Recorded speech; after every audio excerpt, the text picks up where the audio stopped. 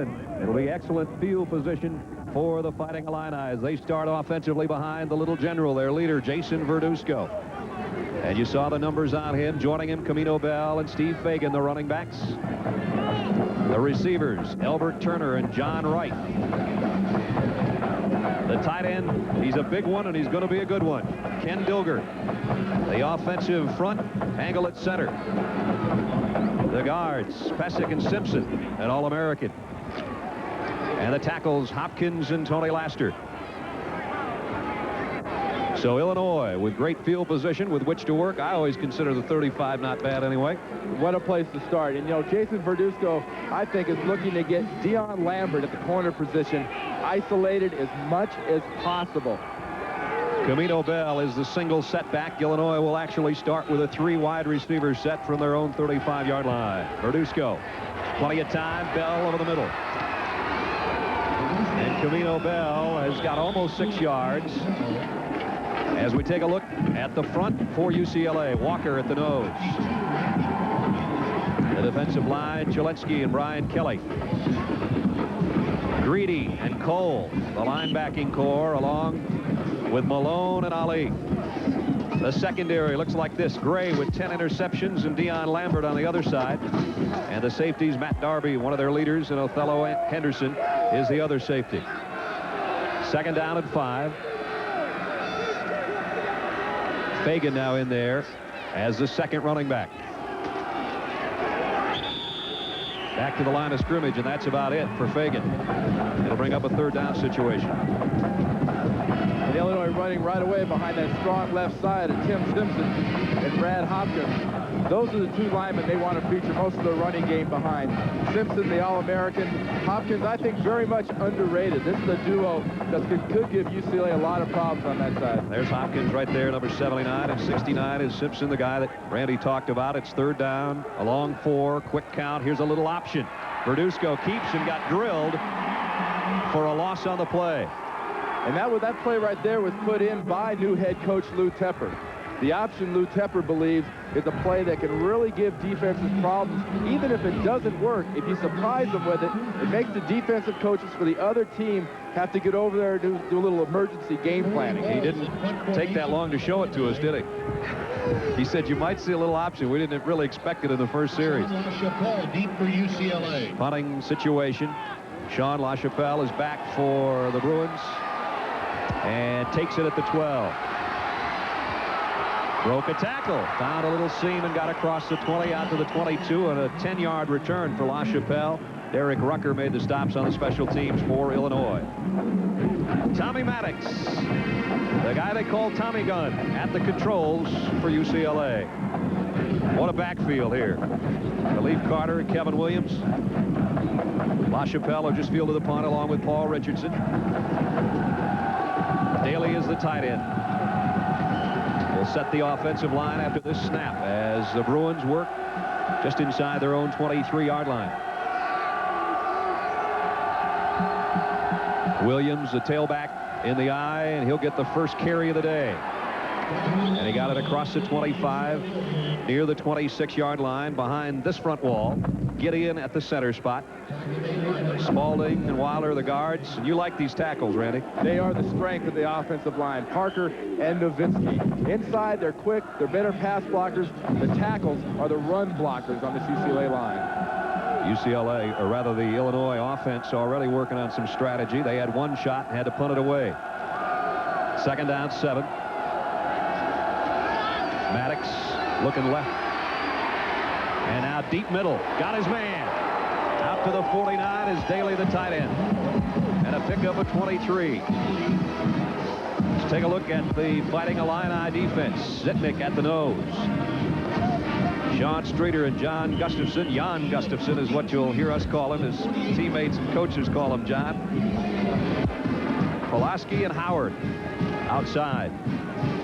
Inside, the linebackers Brown and Shelby will check the secondary after a 1st and 10 UCLA from its own 49-yard line. Keep an eye on Pulaski, number 8, number 98, 15 sacks this year in the Big Ten. Maddox stumbles and goes down. Sacked himself back at the 42-yard line. And finishing off the Illinois defense. Crumpton and Johnson on the corners. And Hopkins in there, one of the leaders in the secondary. Jeff Arneson making a start today. That's right. Marlon Primus broke a bone in his foot. Decided on the 26th of this month, I'm not going to do it. I can't play in this game. He's looking forward to a great pro career. Maddox tripped down for a loss of 6 at 2nd and 16. Drops to throw, steps up in the pocket and goes left side. And that one's going to be blown dead right at the 46 as Williams touched a knee down over there. As we saw in that last play of Tommy Maddox when he dropped back and stumbled, the key to getting pressure on Maddox with guys like Pulaski and Howard and company is to get at Tommy Maddox early. He's not a real mobile quarterback. If they can get pressure on him early, make him aware of it, he really does not move around well. As a quarterback, you never want to be in a third down situation like this one on your opening drive. Third down and almost 14 for the UCLA offense.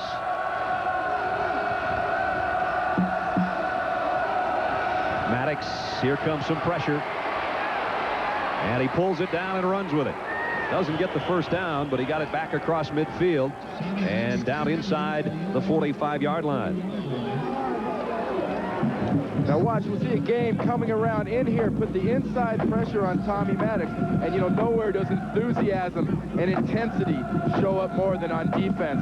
And this Illini defense is coming after Tommy Maddox. If they have their druthers, they'd love to see Tommy Maddox out there trying to run around. So Darren Shager into punt, back deep, Vilmel Johnson.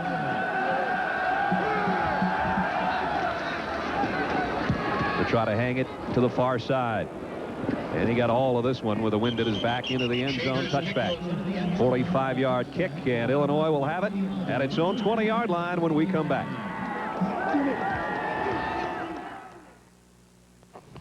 I love you, little Jenny Catherine. I want to tell you something very, very important. Daddy got a raise. That means I can buy you a sandbox, a sliding board. What do you think? Do you think we should put some of it away? What do you know about the stock market? I love you, little Jenny Catherine. Guess what? Daddy got a raise.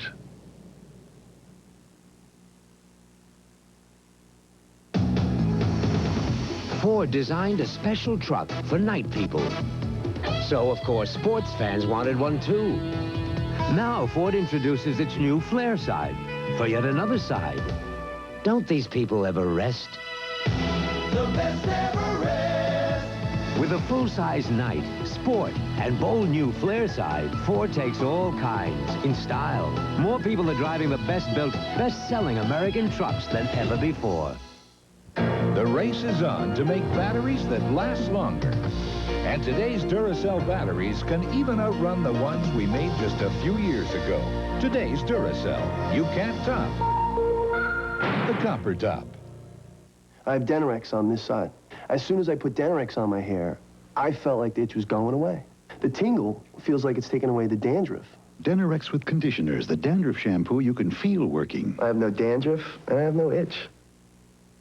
Start the new year with a top 10 gridiron collision. Heisman runner-up Casey Weldon ignites Florida State against Texas A&M. The Mobile Cotton Bowl Classic, New Year's Day. 24 years as an assistant coach, 17 of those as defensive coordinator, and now Lou Tepper says, I got my dream job.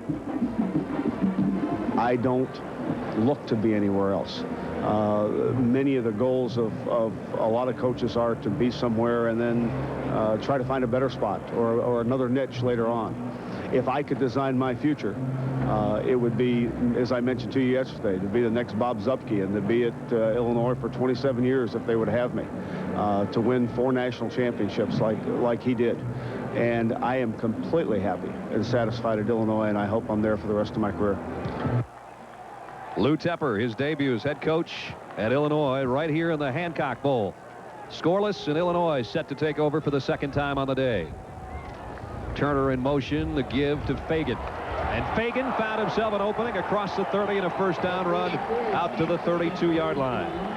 Fagan, one of their speed backs. Randy picks up almost 13. And not surprising, running behind Simpson and Hopkins over there on the left side.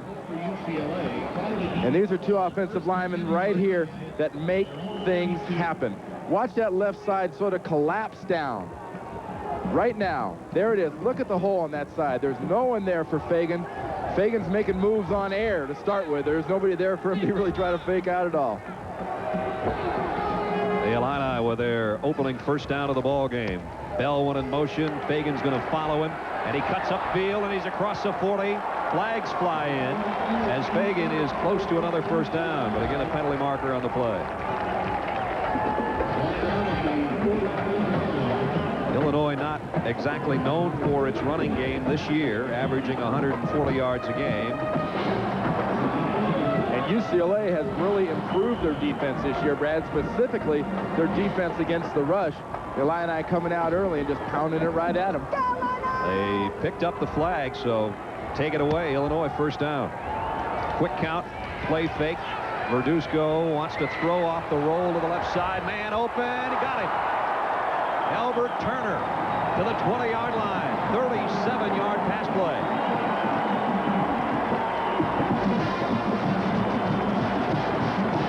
We mentioned it earlier, Dion Lambert, number 26. The cornerback is the man that Verduzco wants to challenge. We saw that USC tape. Lambert was beat repeatedly in their last game at USC. Just puts the ball inside. Lambert loses track of the receiver. And look at Jason Verduzco. This is a fiery quarterback. And nobody can tell Jason Verduzco he's only 5'9". We waited about 20 minutes the other day before we mentioned it, and then you could just see the hair come up on the back of his neck. He's one little competitor, that's for sure. And he's got a first down for Illinois at the UCLA 20-yard line.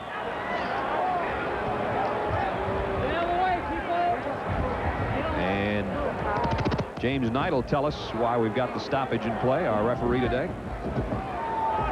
There is no foul. The 25-second clock should have been reset when the ball was moved by the wind. We'll start with 25 seconds. And on that last play, Brad, we saw Illinois do something we'll see him do all day long, and that's move that pocket around for Verduzco. He is 5'9". They used to move him right. They like to move him right. They like to move him left. And Terry Donahue for the UCLA Bruins is worried about containing this guy, and especially when he goes to his left to the open field. First and 10, Illinois at the UCLA 20. Fagan and Bell in a dual set. Tight end, Dilger in motion. Verduzco fires it to Fagan out of the backfield. And Fagan's got about 8 yards near the 12-yard line. Matt Darby made the tackle from the secondary. Steve Fagan, there's his numbers receiving on the year. 17 kids in the family, 10 boys and 7 girls. He's the second youngest. No wonder he's so fast. He had to get to breakfast in a hurry. The rest of his family, the rest of the boys are probably 6'5". He got there last and he got all the size. Jason Verduzco right now, 3 out of 3, 49 yards. The last one went to Fagan for 8.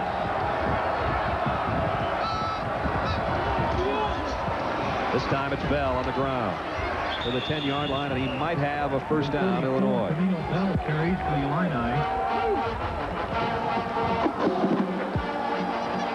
Camino Bell, who has 1 reception in this game, 61 now on the year, so he's Mr. Versatility out of that Illinois backfield. They're going to take a look at this.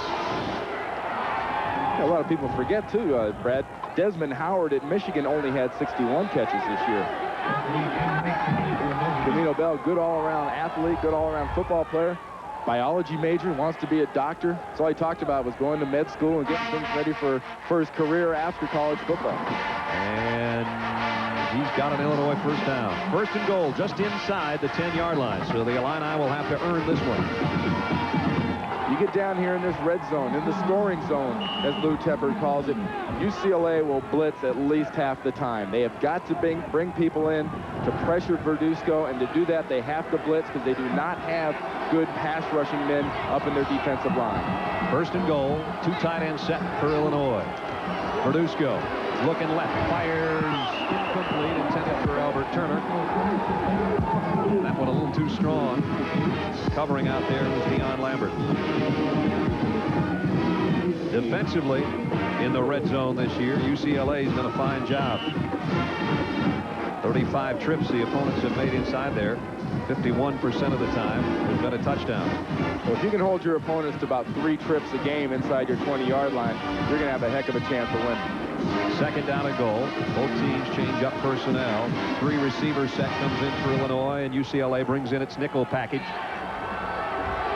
Turner trots out to the left of your screen. And with 7:04 to go first quarter, we've got a timeout. No score, but Illinois driving. Transportation.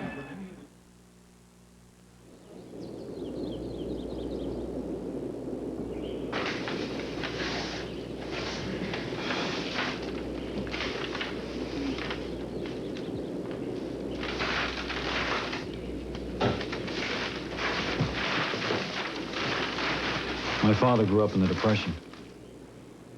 I grew up in the 60s. He fought a war, and I didn't. His whole life, he loved only one woman. I'm divorced. All we ever saw in each other were, what were the differences? I think we fought because we believed there'd always be time to take things back. Make things right. I think now's the time for me to do that.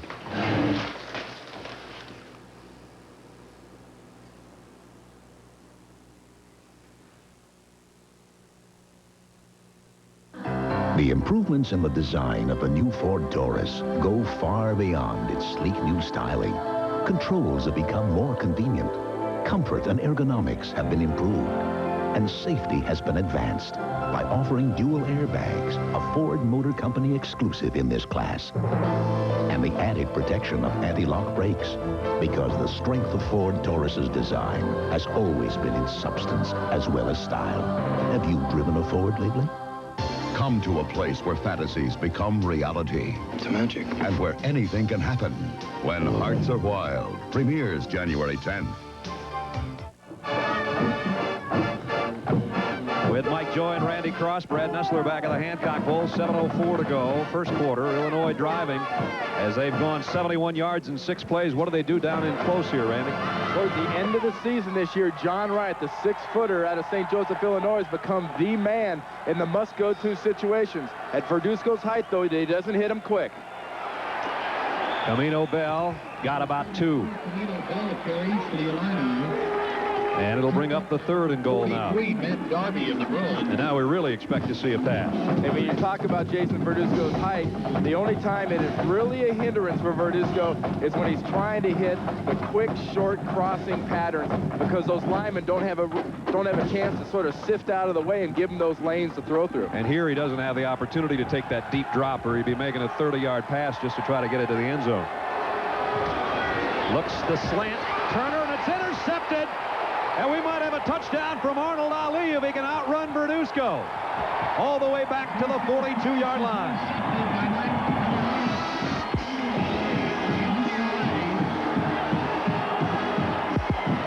From the goal line to the 42, and UCLA snuffs that Illinois drive.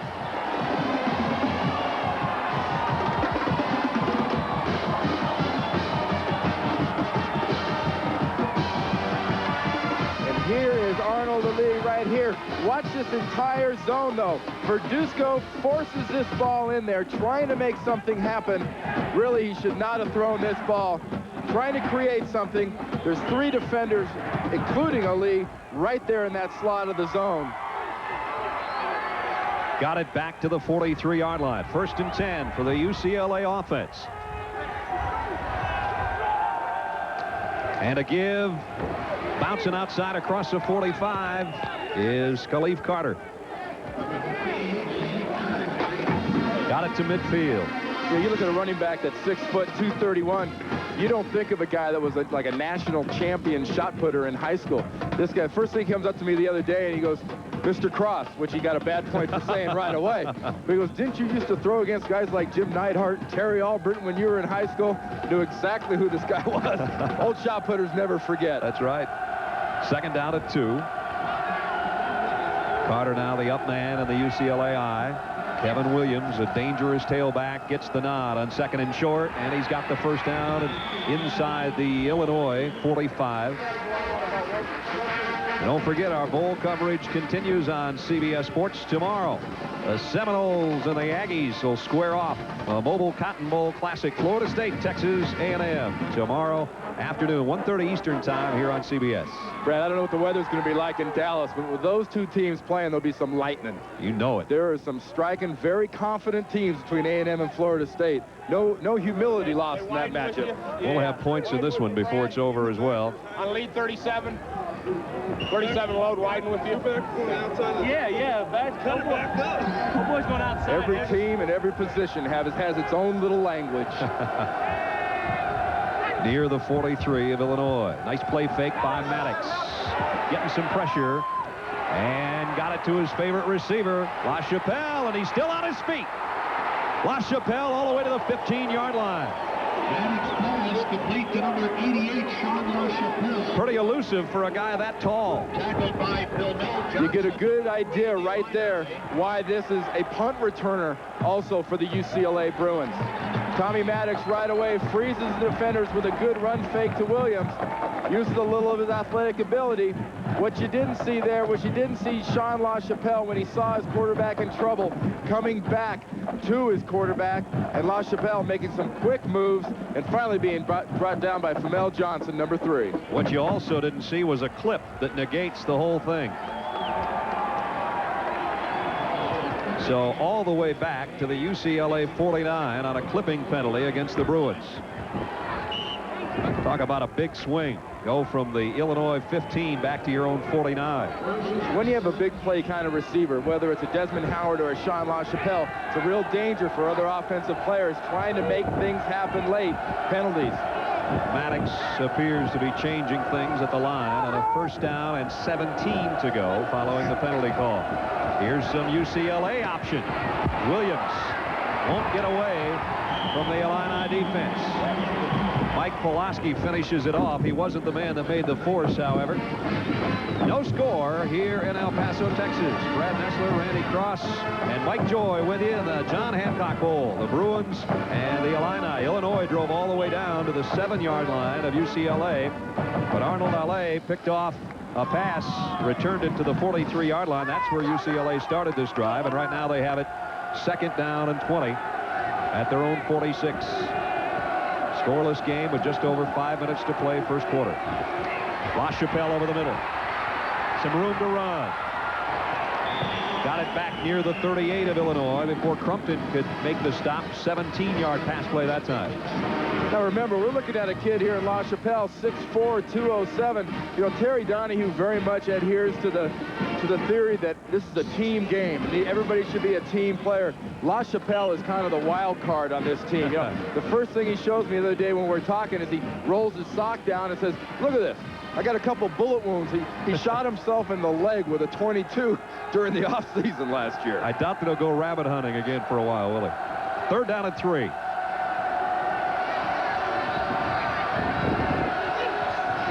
Fumble.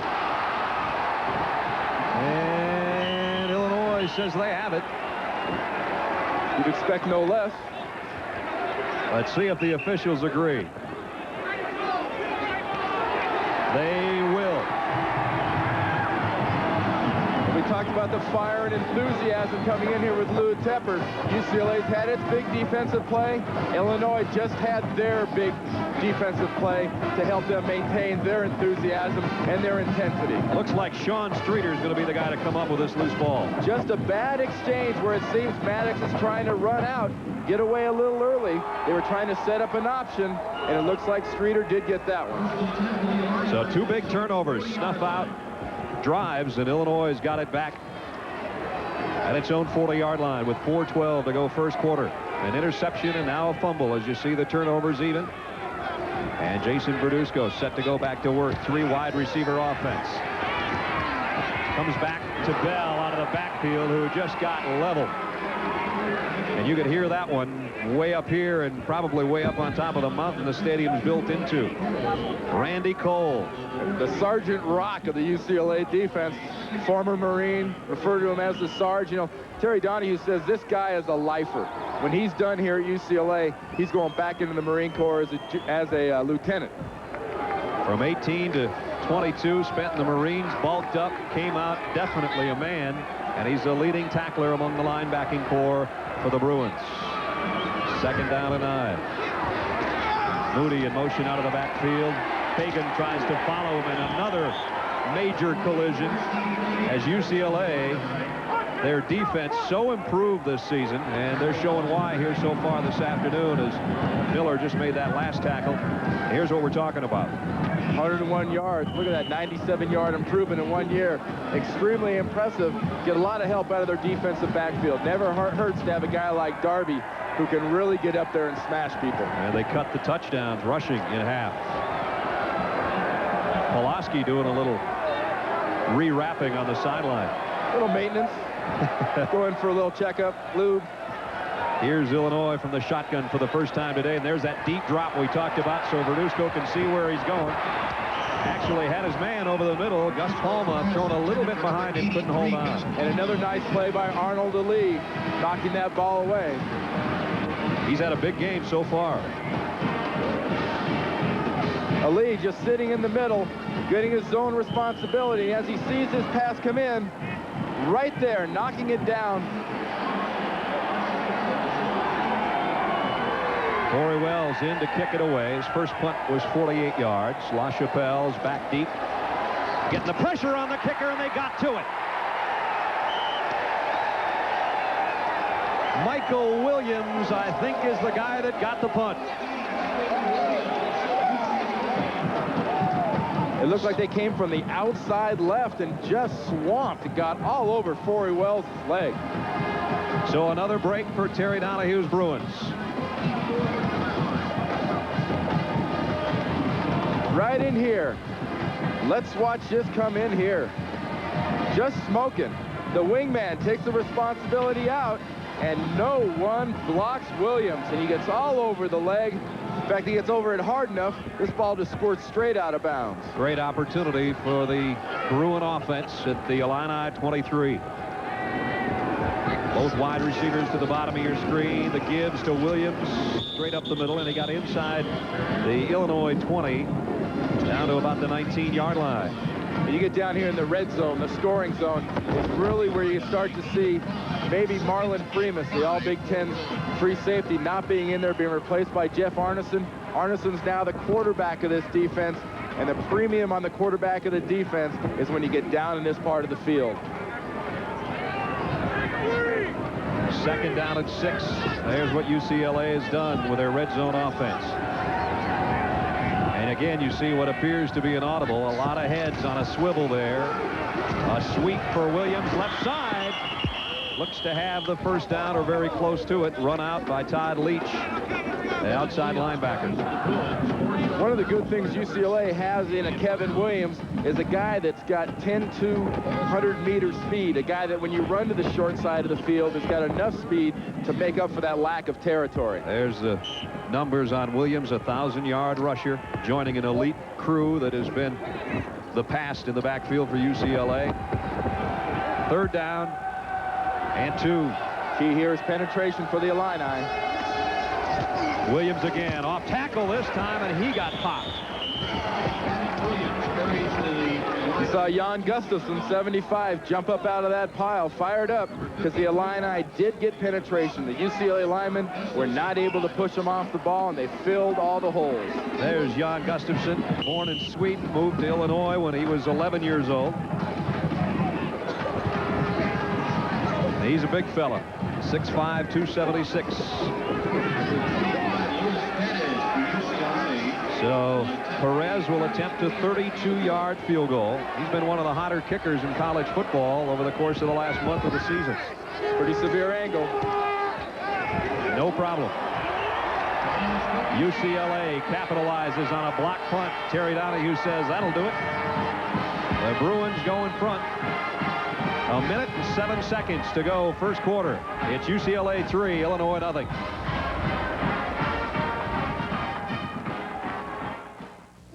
(1847). Werner Siemens opens his first factory and begins to manufacture the world's most advanced telegraph. That was then.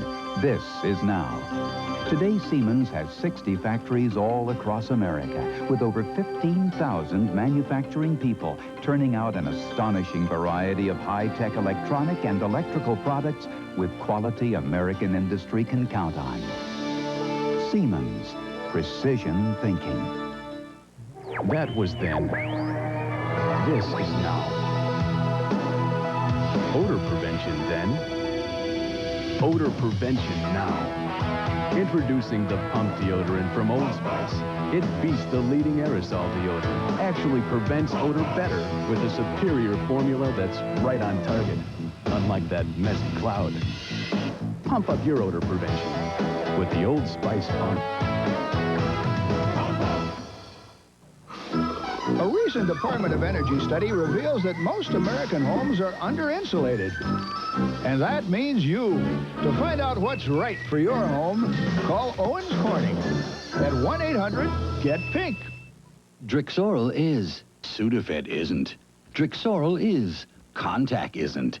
Drixoral is the only 12-hour cold medicine you can buy that was once a prescription and is still available in its original prescription strength. Drixoral.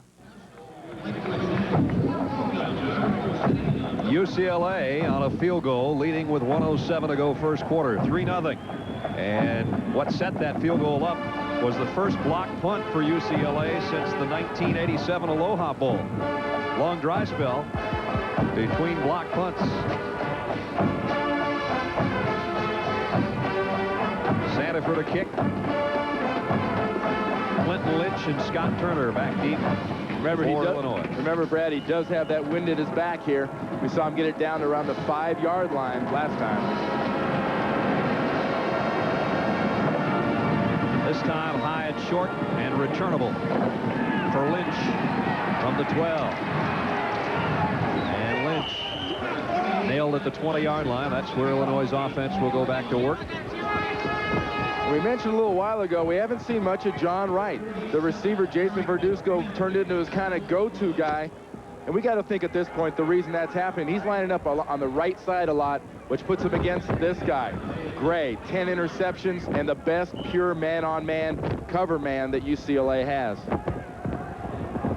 Two tight end set for Illinois. They're going to work inside their own 20-yard line by about a foot. Custer and Dilger both in there. And the lone setback will be Camino Bell. Turner and Wright, the wideouts there to the lower right of your screen. And motion on the left side as Hopkins got off the ball a little bit too early.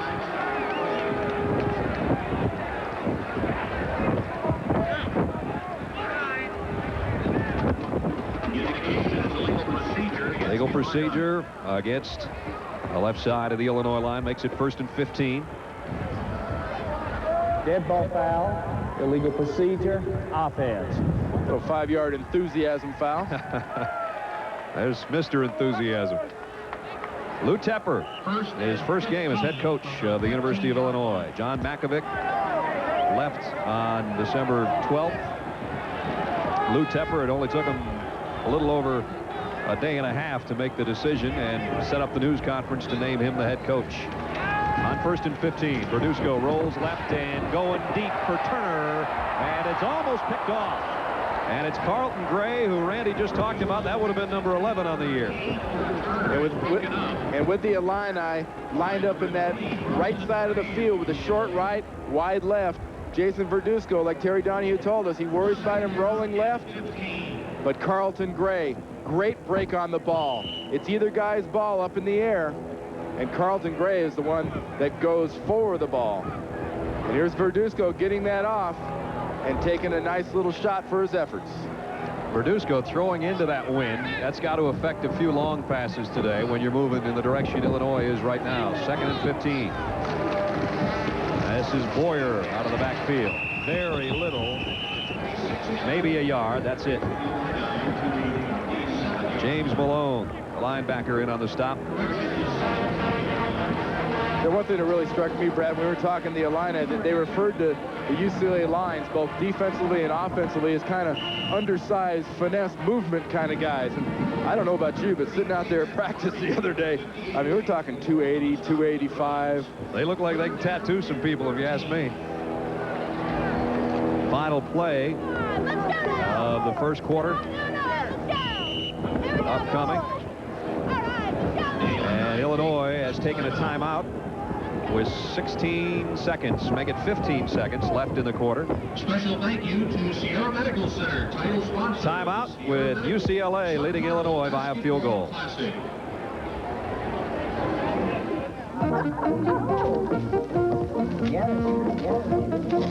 Wonder what's going on here.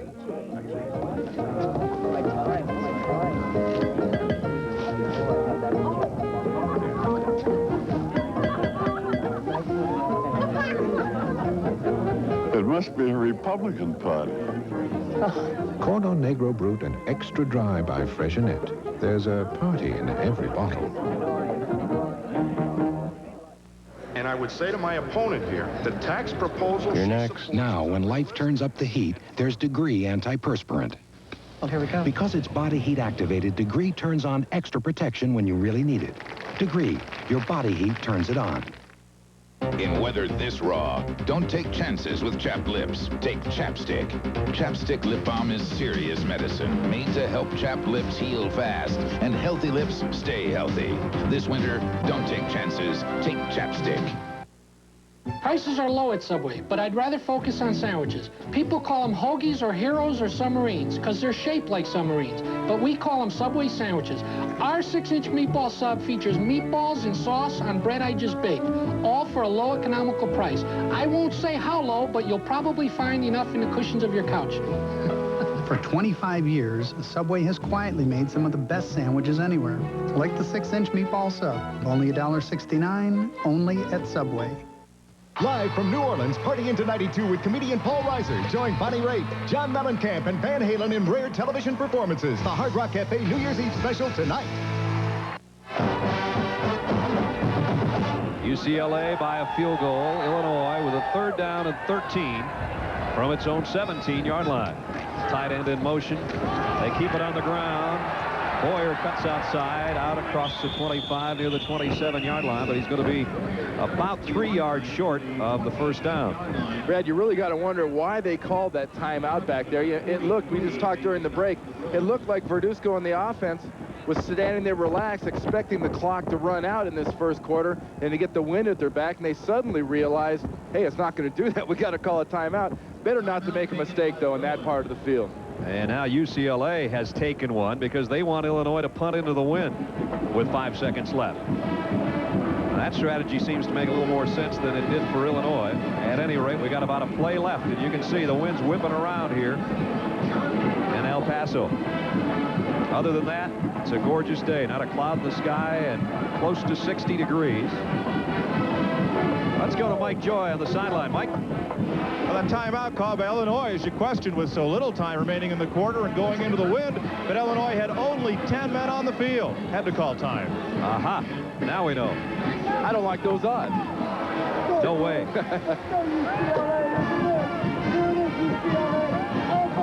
So now the Illini forced to punt into the wind. Corey Wells, last time, it only got about 8 inches off his foot. LaChapelle back, punt return formation, and again the Bruins show a 10-man front. They don't look like they've got a return on here either. If you can get to one, maybe you can get to another. We'll find out in a second.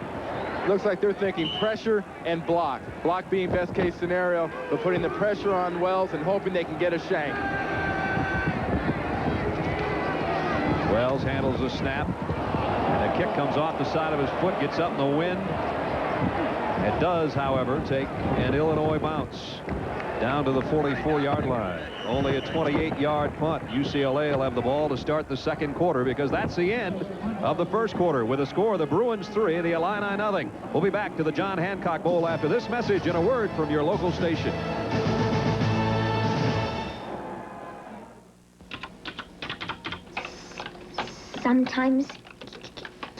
kids laugh when I talk.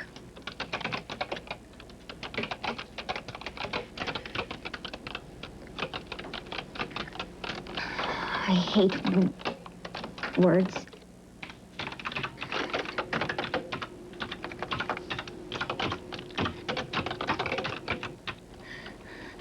I love being able to say,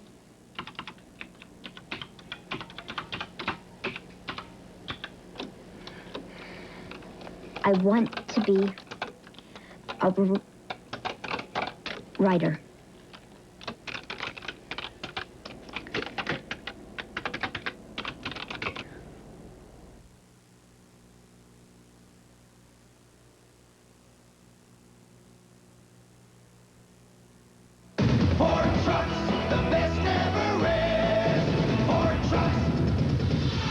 First compact truck in America was an import, remember? Uh-huh. And then along came Ford Ranger. Now the best-selling compact pickup 5 years running. Ranger offers 4-liter power, push-button 4-wheel drive. Technology the imports can't match. Mm-hmm. So who sent who back to the drawing board this time? More people are driving the best-built, best-selling American trucks than ever before. I like the Sprite in you.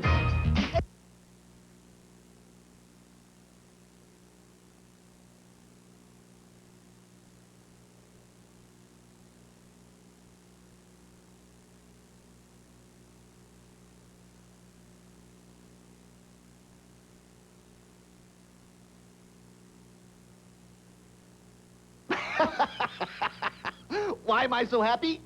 I've just been to the IRS. No, the IRS. Inventory reduction cell at Big Sur Waterbeds. You'll be happy, too, when you see how we've cut prices on one-of-a-kind, floor model, and scratch and dent waterbeds and bedroom furniture. But hurry for best selection to our once-a-year IRS. Shop New Year's noon to 7. Big Sur Waterbeds, 4423 Dixie B Road, a mile south of Honey Creek Square Mall.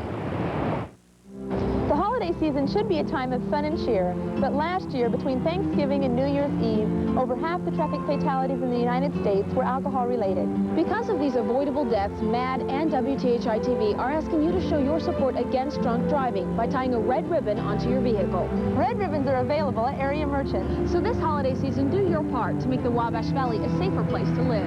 Drive sober.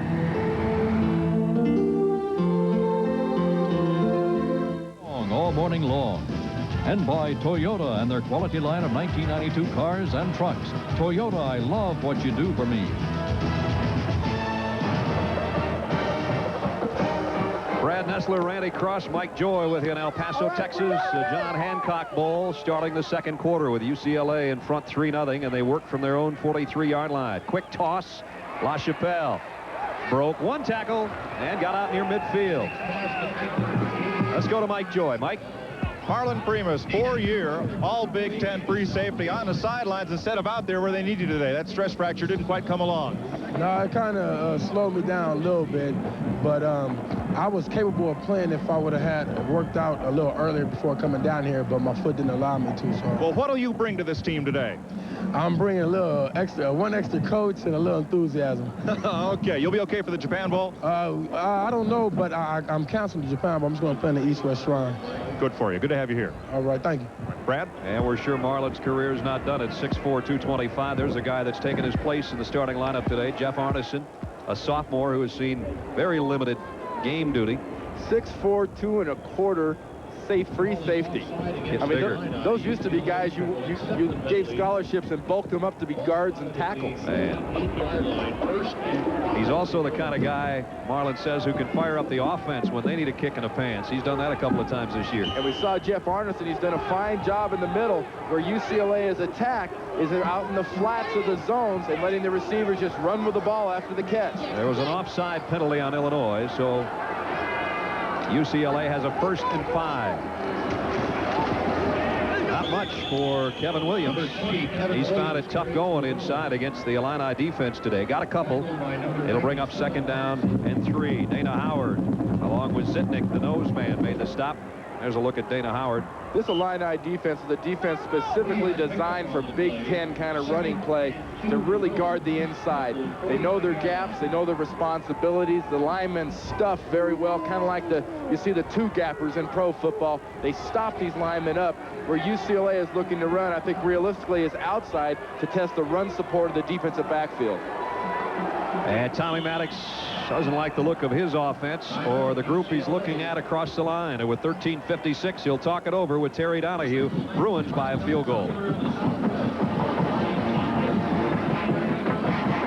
Don't forget, coming up this Saturday on CBS Sports, the Atlanta Falcons, who got throttled by the Washington Redskins during the regular season, will be a new-look group, though, with Chris Miller, Mike Cannon, Deion Sanders in the lineup as the Falcons take on the Redskins. The NFL today, last word before kickoff gets things underway. And following that big football game, college hoops. And the Fighting Illini will be involved in that one against Connecticut. That's a 3:45 tip as the road to the Final Four continues on CBS Sports. That's all coming up Saturday afternoon.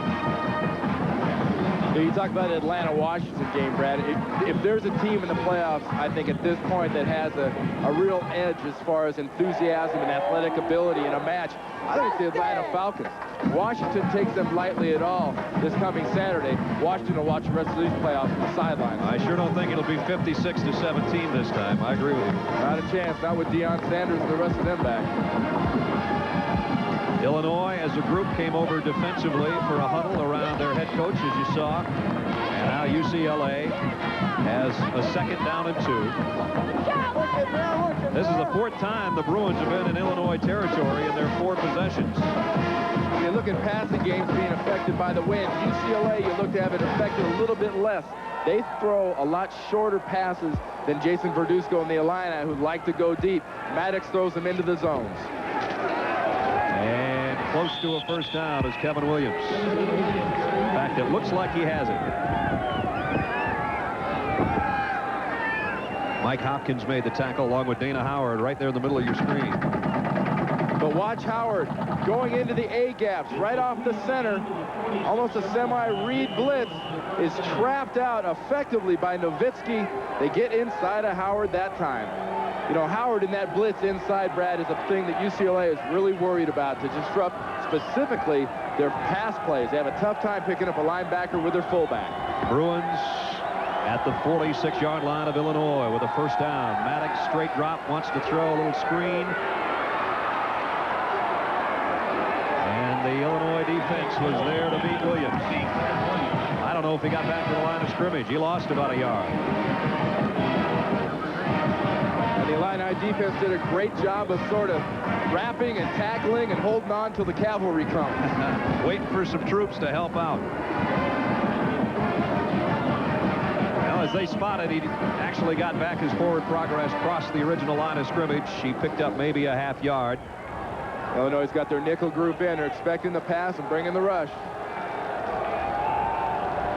And here's a 3 wide receiver set for UCLA. Pressure coming on Maddox. He got rid of it in and out of the hands of Ricky Davis out of the backfield. Tommy Maddox, only a sophomore, but he's in some pretty good company as far as what he's done over his 2 years. Multiple 2,500-yard passers during the regular season. The list isn't very long. Elway of the Broncos, Wilhelm of the Bengals, and now Maddox with back-to-back 2,500-plus seasons. Another name that isn't on that list, a former UCLA quarterback, Troy Aikman, another guy you'd expect to see there. Troy's here at the game today, as a matter of fact. 3rd down and 10. Maddox too far out in front of Sean Wills. So again, UCLA gets in Illinois territory and sputters a little. Keep an eye on Tommy Maddox as he drops here. Right before he throws, you hear the term happy feet. Young, inexperienced quarterbacks get those kind of happy feet. The body gets out of position, and when they do throw, they're throwing more on impulse and urge and aren't mechanically correct. And that time, Maddox wasn't able to complete it because he was not mechanically correct. Darren Shager in to punt. The regular long snapper, John Winnick's on the sideline with a bad foot, but still they get the snap back. Shager gets the punt off, and now it takes a great UCLA roll all the way down to the 7-yard line.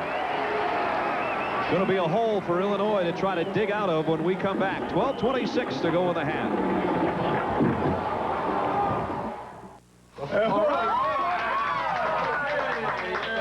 Very funny. Very funny. Very funny. Yeah, it's his idea. It's his idea. All right. I'm going to stand up and read this. Oh, you made it. You Yes. made it up. Great. When you were 21, Yeah. we drank a toast to it. Yeah. We did do that. When you were 30, Yeah. I can't read this.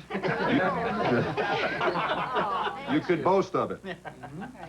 Now you're 40. Look at there. See? So make the most of it. Yeah. Well, isn't that clever?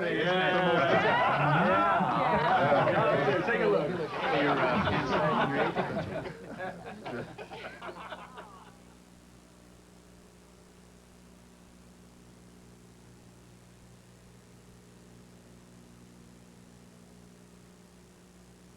I have Denorex on this side.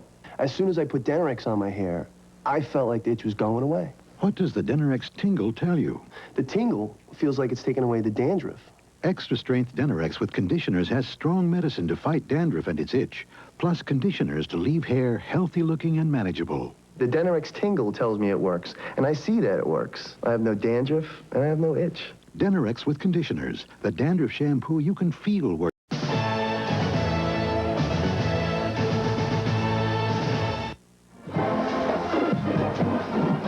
UCLA by a field goal with 12:26 to go first half.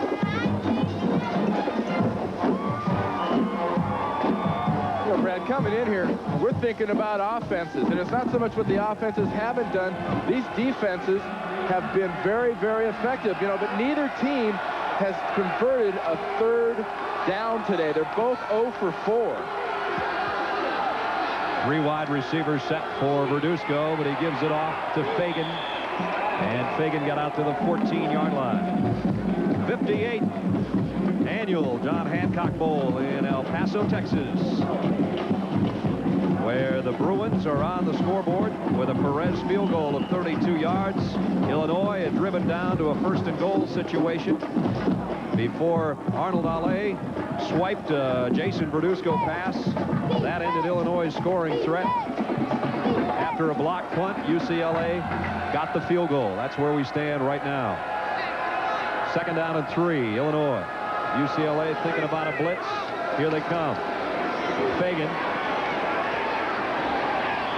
Well, he got to the 15, maybe the 16, but he didn't get the first down. Brian Kelly, first man there. And it'll bring up a 3rd down situation, and we'll have another look at a 3rd down and about a yard to go. We're looking at so far, we said 0 for 4 both teams, but Illinois going here on 3rd and 1, they've got to go over that left side behind Hopkins and Simpson, the strength of their offensive line. Fagan's been their leading rusher so far with 32 yards on his 5 carries. Yeah, one thing you got to take a look at, too, in this game, the Illini have averaged starting position on the 24-yard line, UCLA on the 48. To be only down 3 zip is a heck of a thing. Illinois has been swimming upstream all day from the shotgun. Verduzco, heavy pressure, in and out of the hands of John Wright. Wright wants a flag, and he got it. Gets a late flag, and rightfully so. His body was wrapped down below.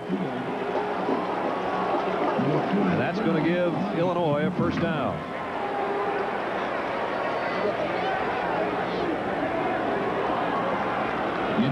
This is the first time they've tried to go to the guy that is Verduzco's basically favorite receiver, John Wright.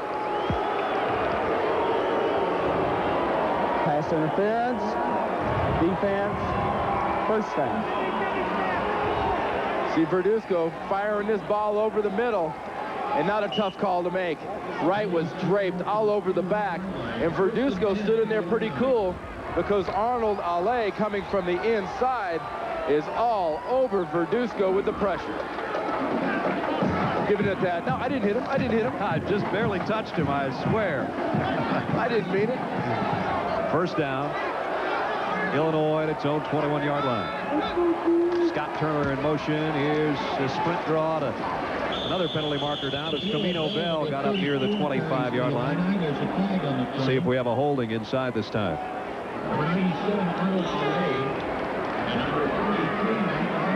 Yeah, that'll be holding against the Illini inside.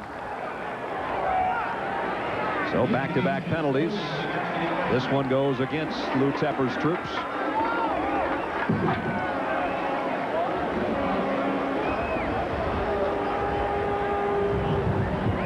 Holding, offense, 10 yards, and repeat the down. Lou Tepper, 24 years an assistant coach, 17 of those as a defensive coordinator. And he says, I have not had a lot of input on the offensive side of the ball, but I have put a couple plays in for this Hancock Bowl. And who better to ask how to attack a defense than a guy that builds defenses? And the challenge right here, Brad, this long of a situation. 1st and 18. David Olson, a tight end in motion. Play fake. Verduzco, plenty of time this time, and goes high, intended for Albert Turner. And Mike Joy's got a special guest on the sideline. Mike? Sure do, Brad. Troy Aikman led UCLA to 10-game winning seasons in '87-'88 before being the #1 draft pick in the NFL draft, and has the day off. What do you think your alma mater today? Well, they're doing all right. It hadn't been quite as wide open as what I thought or what probably the coaches thought, but it's been a good game. We expected to see a lot more air and a lot more movement of the ball. Well, I thought so. I think the quarterback for Illinois is an outstanding player, and Tommy Maddox has had a great year, and he's playing well. And so, yeah, I think everybody expected the ball to be thrown. Well, I've got to ask you, Dallas and Detroit Sunday on CBS. What do you think? Well, I'm going to have to go with Dallas, obviously.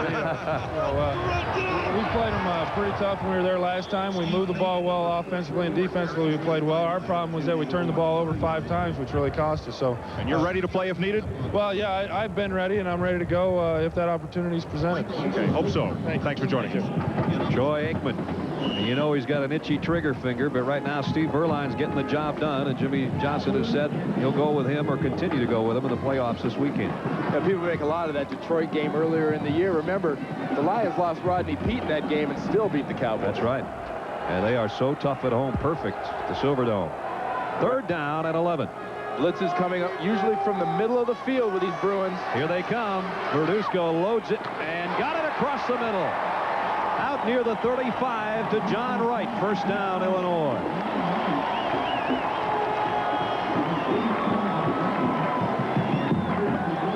Well, Jason Verduzco got a little on this pass. And here's John Wright heading over to the middle of the field. And it's a nice route. It's a nice job by Wright. But the great job is the cool and the calm and the fire coming out of the quarterback, Jason Verduzco, getting some serious heat. And he just stands there and says, hey, I'm firing this ball to my receiver because I know when he gets over the middle, I'll put it up. John Wright's going to get it. He might be only 5'9", but he's got a cannon hooked on the right side of his body. Play action. Wants to throw again. Got it to his tight end. Out to the 40 goes Ken Dilger. Picked up close to 6. Dion Lambert made the tackle. Lou Tepper speaks very glowingly about Dilger. He thinks he's going to be one of the real comers. This kid's a freshman, 6'5", 245. He's going to be a load before he's done in Champaign. As you saw there, too, this is a kid that's got the ability to get into a defensive backfield, stress and stretch those zones, and with his natural size, he's a good run blocker. Verduzco, 6 of 11 for 70 yards, and he's going to put up his 12th pass. Maybe. Maybe. Still on his feet. And finally, got run out and run over. Onwetwebe, the nose tackle got to him. Matt Werner gave Onwetwebe some help.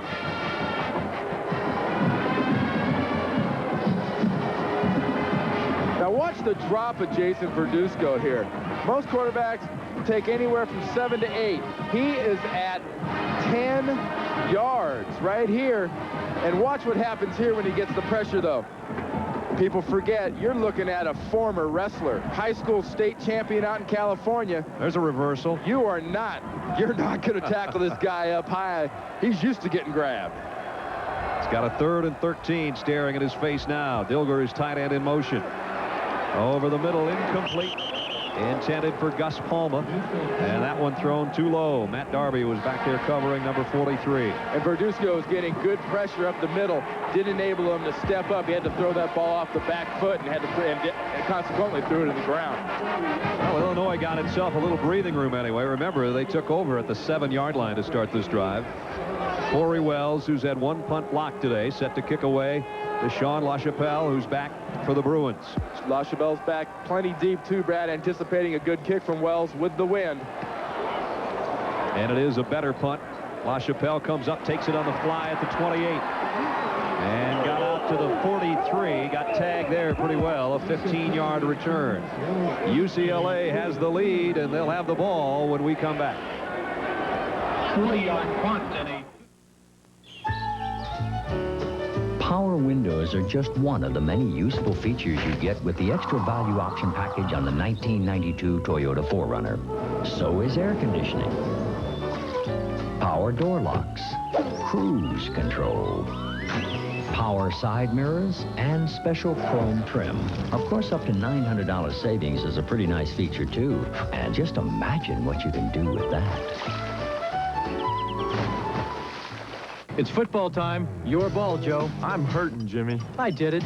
You can do it. This isn't tennis. This is football pain. My doc says ibuprofen for body pain. The medicine in Nuprin. My trainer, same thing.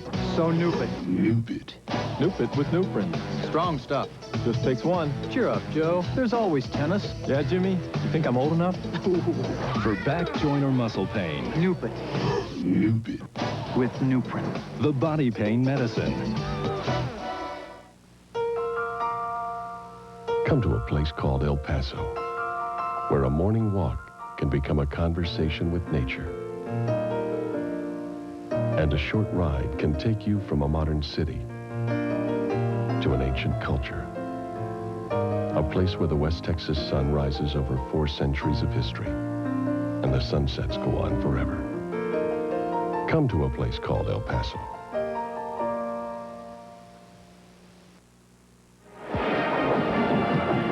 This group can see what's going on in the field. They got better eyes than our spotter, Miller Pope, which would be almost impossible. That's the view they've got of the Hancock Bowl.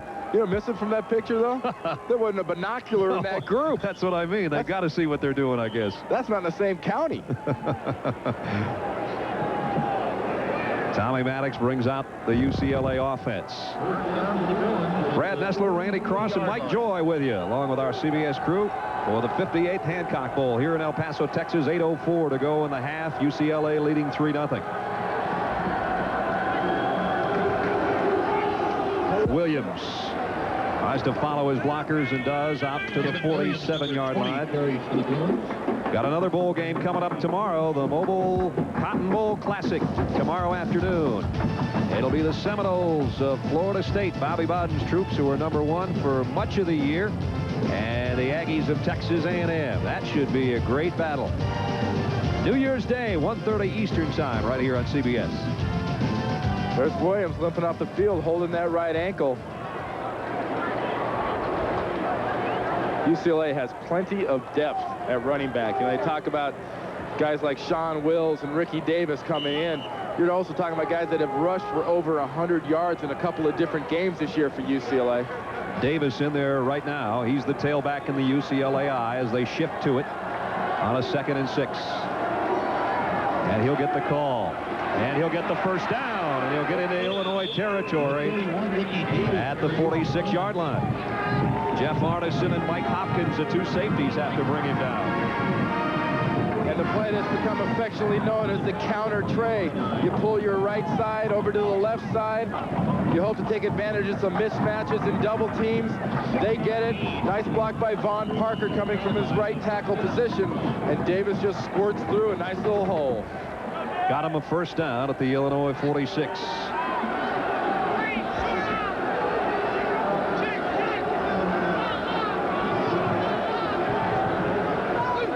On and the option coming. Davis again. This time he doesn't get back to the line of scrimmage.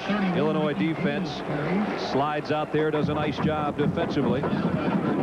Obviously, the Bruins here are trying to pound the ball at the Illini, and for good reason from their standpoint. They have a much improved running game, and I think a lot of that has to go to the offensive line doing a good job, and Kevin Williams' resurgence. He's a little hobbled now with his ankle, but Terry Donahue told us Friday, you know, this is a guy that I had sort of written off. Spring ball, I figured he was not going to do it. He'd had 3 years, he was hurt, he had 1 day of practice, and the guy has just come on like a house of fire. Here's UCLA and what they call their wide plan. 3 wideouts. Maddox getting some pressure. Got it complete. And a nice cut back by Davis. First down, UCLA. Ricky Davis in for Kevin Williams. Gets 16 yards. And it's amazing how many times you see a starter go out, his substitute come in, defenses somehow seem to relax a little bit because they figure, hey, this guy's not a starter. That's a starter's kind of a fake, and a starter's kind of a move, and a starter's kind of determination. Well, Davis in there because Williams is out with an injury. Mike Joy's got an update for us. Mike? I think Kevin is suddenly feeling better. He's got a twisted ankle. It's an old injury, and he's on the sideline here just trying to walk it off. After seeing that run, he's walking a little quicker here. He appears to be much better. That was the rap on him, as Randy said, that he couldn't play through the nagging injuries. And you see above that left foot there, that is not sock. He wears a heavy brace on that left ankle. And that's for that ankle injury. And Hopkins down for Illinois right now, and still down on the far side of the field. Now that's Robert Crumpton. That's Crumpton, the cornerback. And I tell you what, Illinois can ill afford to lose anybody else in the secondary. Especially at that cornerback position. I mean, they play a lot of different guys, but their guys on the corner are Crumpton and Framel Johnson. Crumpton up, and he is limping a little bit, but going off under his own power. That's good to see. He'll be replaced by Fred Cox, will come in number 15. Crumpton, a little more of a cover guy. Fred Cox, a little more aggressive, a guy that's liable to take more chances and really get after people trying to take shots. There's Fred Cox, the 6-foot junior out of Dallas, playing in his home state here in the Hancock Bowl. First down, UCLA at the Illinois 32. They lead 3-0 here in the second quarter. Maddox reloads and throws incomplete, and the reason it was incomplete was Pulaski, who pull out into him. You know, Pulaski's a guy, he's not very big. He says, you know, I'm looking forward to playing against these UCLA linemen. They're number 98, Pulaski. He goes, I only have to give up 30, 40 pounds. Well, that time he's lucky enough to work against a fullback, Smith, who's still about 260, and Pulaski uses hand movement and good quick feet to get by him. He walked in the room to talk to us the other day. We thought we had the wrong guy. He's just not that big, but he knows how to get to the quarterback. 15 sacks. 2nd and 10. Davis. And again, the Illinois defense stretches it out nicely. And Dana Howard, the freshman linebacker, made the hit. He's going to be some kind of player. Had a couple of games with over 20 tackles this year. 5:20 remaining in the half. UCLA at a Perez field goal, leading Illinois 3-0 in the John Hancock Bowl. Big third down for the Bruins here to try to keep the drive alive. They're 0 for 4 on their third down conversions today. 3rd and 7, and Maddox will back up into the spread.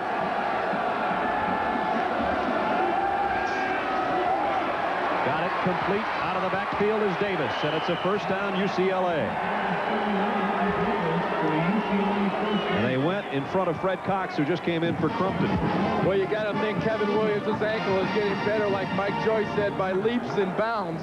It would enable Tommy Maddox, the Tommy gun, to complete this one. Look at that protection. No one even gets close to him. No one within 3 yards. And Davis circling just a little hitch pattern out of the backfield, swings out, settles down, and from there on, you just let a natural athlete do what he does best. First down at the 18-yard line. UCLA with both receivers there to the upper right of your screen. LaChapelle is Maddox's favorite man as a wideout. They keep it on the ground. Davis dropped right at the line of scrimmage. And it's our man again, Pulaski. Pulaski, no one laid a finger on him on this play. Just collapses in from his left outside position. Look at him, 98, top of the screen. No one breathes on him. Not a good idea. If I'm Ricky Davis, I go back into the huddle. I go, you know, Tommy Maddox, if you're going to call a play, put a hat on 98. Don't let him run free. There's Pulaski down at his three-point stance, ready to try to bring it on Maddox. It's 2nd and 11. 9th play, the UCLA drive. Play action. Maddox to the end zone. Incomplete. Intended for his tight end, Rick Daly. Pretty good coverage by Illinois in the secondary, and Maddox got that one out too far in front of his tight end. Jeff Arneson helped to make the play. And you got to be impressed by the job that Arneson in the middle of this defensive backfield has done so far today for the Illini. They're filling the gaps. You see Shelby, the linebacker, 53, dropping back there deep to fill up the little gap in the zone. 3rd down, 11, UCLA. This is a La Chapelle kind of down for Tommy Maddox and the Bruins.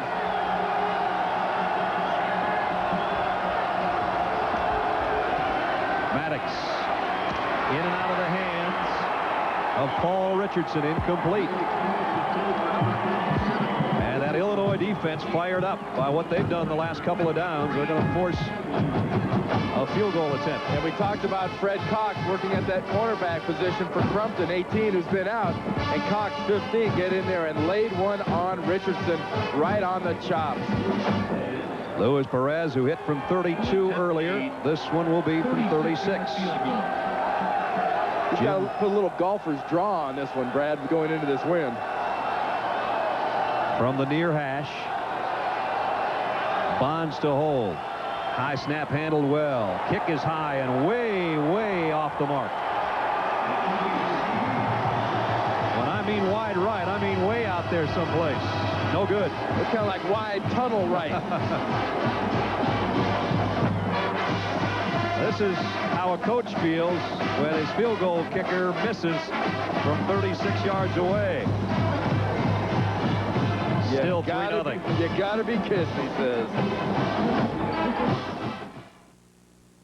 Ooh, it took a cold morning like this one for me to discover a really great hot cereal for my family. And who would have expected? It's grape nuts. I just pour grape nuts, add milk, and microwave for a minute. It's got a warm, smooth, hearty taste that's so delicious we all love it. And grape nuts is fat-free. It's the perfect way to help keep us all going on a cold winter's morning. Hot, delicious grape nuts. Try it for yourself. Hot or cold, breakfast with Post Grape Nut cereal helps keep you going strong all morning long. We know how hard you work. We'll work that hard for you. We believe in putting people first in everything we do. Every time we fly, every mile of sky, everything we do. USA, USA begins with you. It's been almost 2 hours. Tom. He was just going to the store, wasn't he? No, Kevin. He does this every time. He's your brother. Well, you gave him the keys. The Toyota Celica, rated by brothers-in-law everywhere as their favorite car to borrow. I think I see headlights.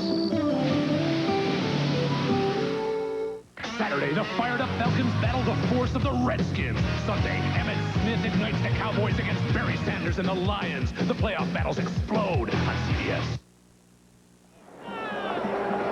UCLA leads Illinois 3-0 in the John Hancock Bowl.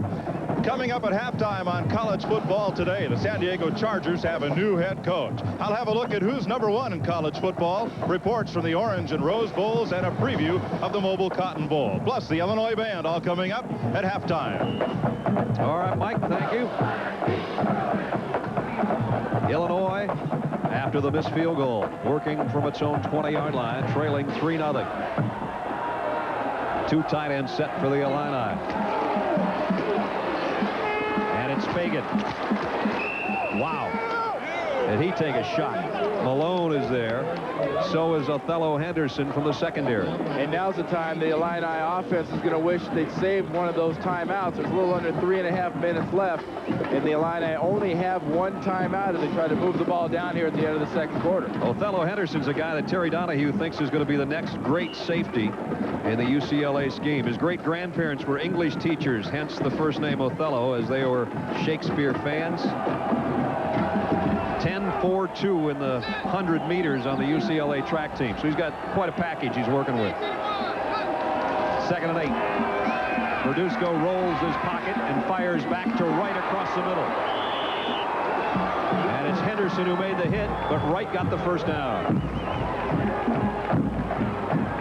Wright took a shot right on the hip, right in the sort of right buttocks area there from Othello Henderson, but holds on to the ball, and a great job of concentration by Wright there. John. I'm sorry, Brad. We haven't seen Verduzco moving this pocket around too much. Right there he did. He finally got that little rollout back in there and got a chance to get a nice open lane to his receiver. The times he's been effective is either with the rolling pocket or the deep drop. Here's the roll to the left again. This time he's in trouble, and he's going to take off with it on his own. Across the 40. And out to about the 42-yard line goes Jason Verduzco. Illinois trying to get down and score something before intermission. As you see, we've got 2:17 left in the half. The Bruins by a field goal. And look for Verduzco to keep going to John Wright.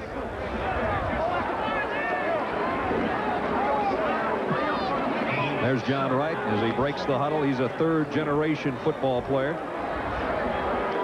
Verduzco got 8 yards on the scramble. It's 2nd down and 2. John Wright's a third-generation Illini football player. Right. Each team with only one timeout left. Verduzco to Camino Bell out of the backfield. And he's into UCLA territory at the 47-yard line. 11 yards, first down. They move the sticks with 2:02 and the clock temporarily stopped. And you talk about the job Verduzco's doing, what he has to work with. Look as he throws over the lineman, loops it over a couple linebackers and into the hands of Camino Bell. Deep drop by Verduzco and fires near side, intended for Wright and broken up. Carlton Gray over there covering.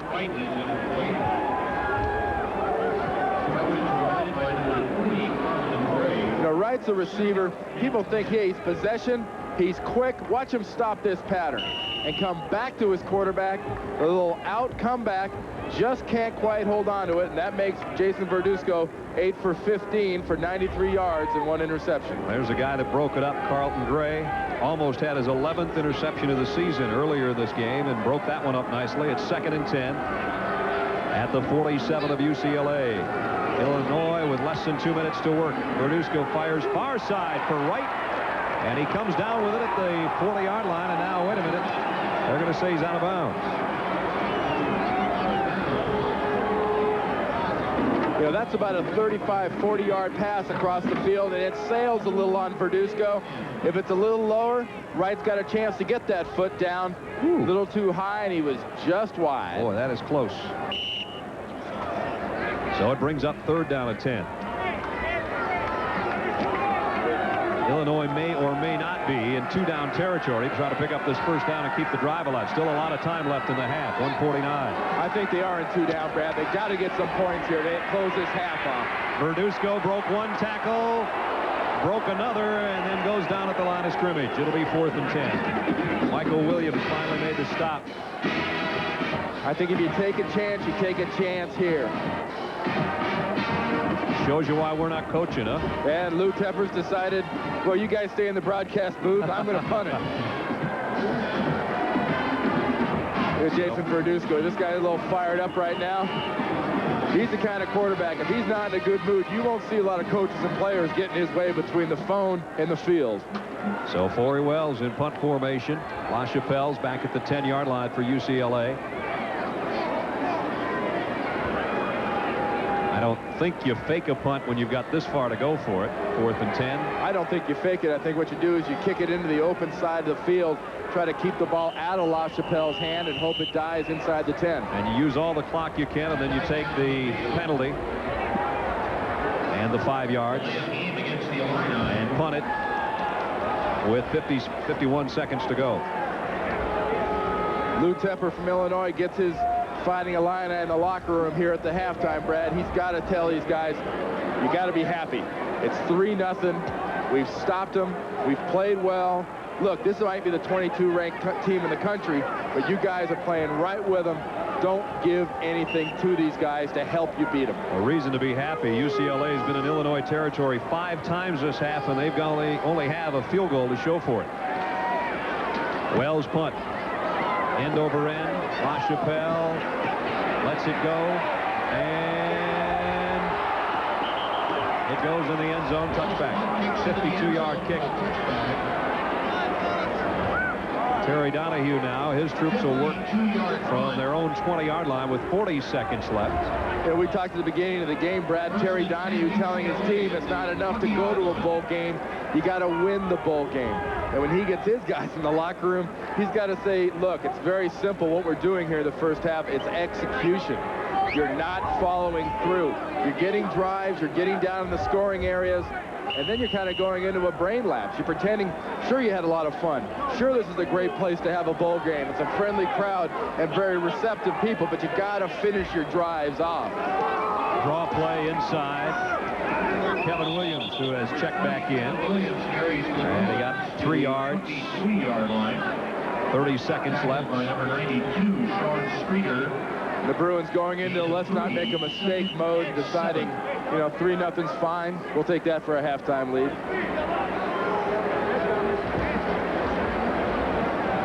So the half will wind down, and the Bruins of UCLA will go to the locker room with a 3-point lead.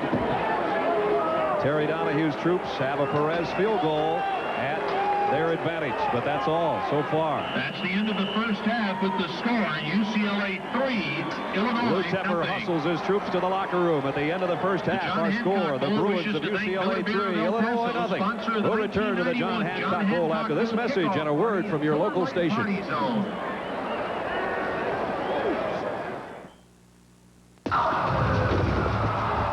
I knew stress was part of the job. But my first day really put me to the test. By the evening, the stress gave me a headache that was so bad, I didn't think the pounding would stop. Thank goodness one of the doctors gave me Tylenol. Imagine, with all the pain relievers they have at the hospital, they use what I use. It made a real difference. Then I could too. Tylenol, the pain reliever hospitals use most. State Farm sells life insurance. And when we start you out with a life insurance plan, our job is just beginning. You see, we're there after you buy the policy, keeping in touch as your life changes, listening, explaining, answering your questions, helping you keep your life insurance plan up to date as your needs change. State Farm agents are there to start you right, and we're there to keep things right for the people you love. State Farm sells life insurance. This is CBS. Well, this is Croswell, Michigan. Oh, it's kind of small. Have no picture showing no bowling alley. In fact, we don't have much entertainment at all except for old Harvey and his harmonica. But there's one thing that we do have, and that's the Aunt Jane's Pickle Company. We pick just right cucumbers, then we fuss over them till they're the best tasting, best crunching pickle in the whole U.S. of A. Why? Because we got nothing else to do. Have you been waiting to make your decision on a new car or truck? Well, your wait is over. Sycamore's 7th annual New Year's sale is the time to buy. This Tuesday and Wednesday only, choose from over 300 new cars and trucks, all priced at dealer invoice. Then subtract big factory rebates and your wholesale trade-in value for exceptional savings. But this offer is only good from 10 to 2 Tuesday and Wednesday. Go for the gold. Only at your automotive superstore, Sycamore Chevrolet Nissan Geo Hyundai. From Thanksgiving through New Year's Day, alcohol consumption is higher than at any other time of the year. That's why WTHI-TV, Charter Hospital, and the Yellow Cab Company want you to have a safe New Year's Eve. If you're unable to drive yourself home this New Year's Eve, call us at 232-0202. A Yellow Cab will take you home anywhere in Vigo County between 10 p.m. and 3 a.m. So keep our streets safe this holiday season. Don't drink and drive. Will it be the same old weather for the new year? The answer tonight. Welcome to College Football Today. It's halftime at the John Hancock Bowl with UCLA leading Illinois 3-0. Welcome to El Paso, Texas. Well, where Christmas means Christmas cactus rather than Christmas trees. And they toast here with margaritas rather than with eggnog. Hi, everybody. I'm Mike Joy, and we're right at the midpoint in a very exciting college bowl season. Last night, Tulsa won the Freedom Bowl, while BYU tied Iowa in the Holiday Bowl at 13.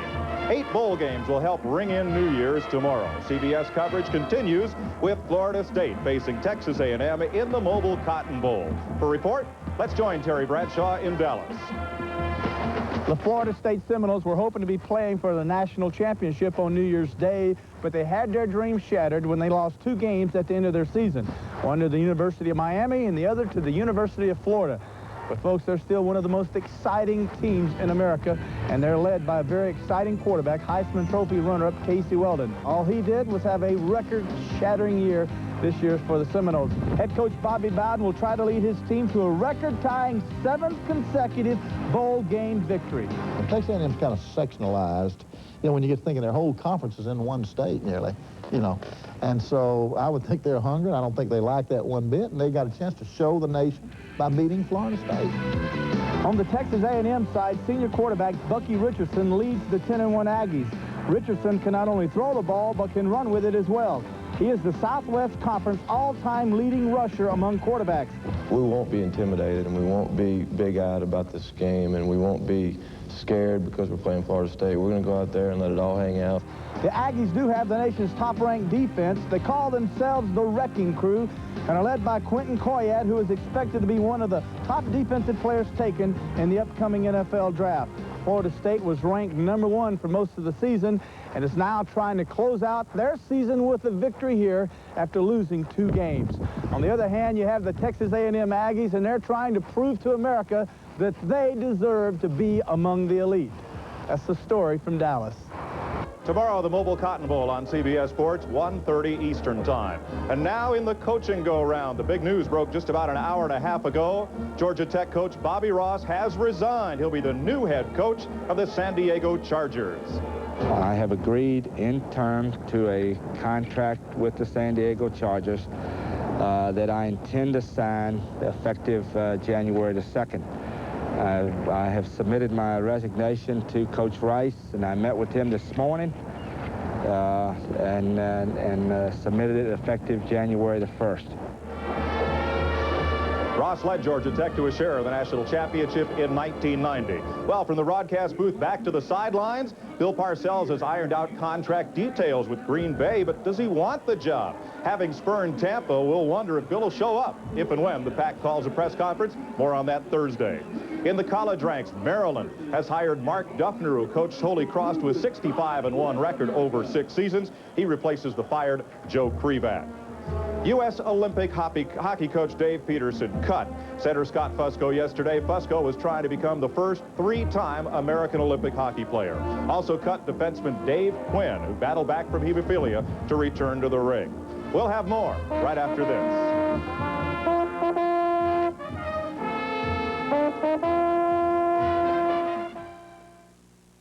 Just when we started winning, I ended up wrenching my knee. For pain as bad as this, I used to take aspirin or Tylenol, but today I take Advil. Advil relieves my pain, yet it's gentler to my stomach than aspirin. Advil, advanced medicine for pain. A recent Department of Energy study reveals that most American homes are under-insulated. And that means you. To find out what's right for your home, call Owens Corning at 1-800-GET-PINK. I made it home last night, finally, after an hour on the freeway. The light bulb blows. Okay, get up on the ladder, And while I'm up there, the phone rings. I gotta come back down the ladder. This guy's promising me big savings if I leave AT&T. No way. Big savings. So I tell him, listen, I'm not paying a lot now. With AT&T, I don't have to question, I don't have to worry about my long distance. Give me a break. They're just not AT&T.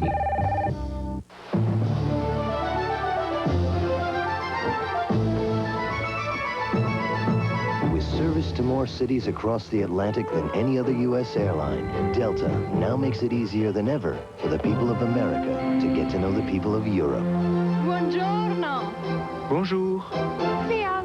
Guten Tag. Grüezi.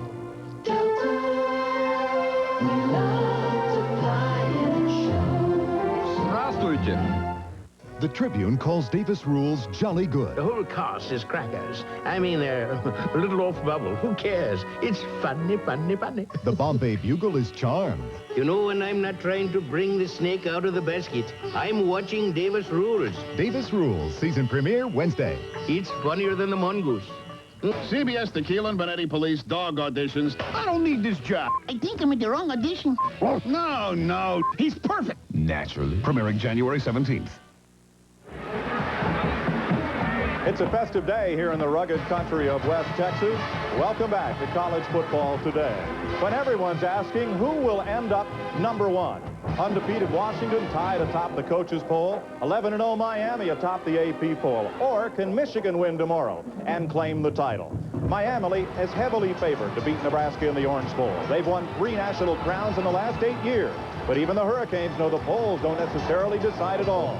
They come into the season striving to be #1 and stay undefeated. And with both teams being undefeated, both teams should probably be #1. That team went 11-0, and they're playing a very strong Michigan team in the Rose Bowl, and we went 11-0. We're playing a very strong Nebraska team in the Orange Bowl. If both teams go 12-0, national championship should be given to both teams. We beat quality opponents this year. It should be in nobody's mind that, you know, we're not #1. There's just no way that a team ended up 12-0 if we're fortunate enough to play well against Nebraska and beat them in the Orange Bowl, that we should at least not tie for the #1 spot. There's just no way. Well, we can't worry about, you know, what Washington's going to say about us. All we have to worry about now is beating Nebraska, and you know, the national championships, it's in our hands right now. All we have to do is go out there and take care of business on January 1st. Now on the other side of the nation and this story, the Rose Bowl, where Washington meets Michigan. Lee Zeidman brings us this report from Pasadena. They call this the granddaddy of all the bowl games, but it's been 18 years since the Rose Bowl figured in the national championship equation.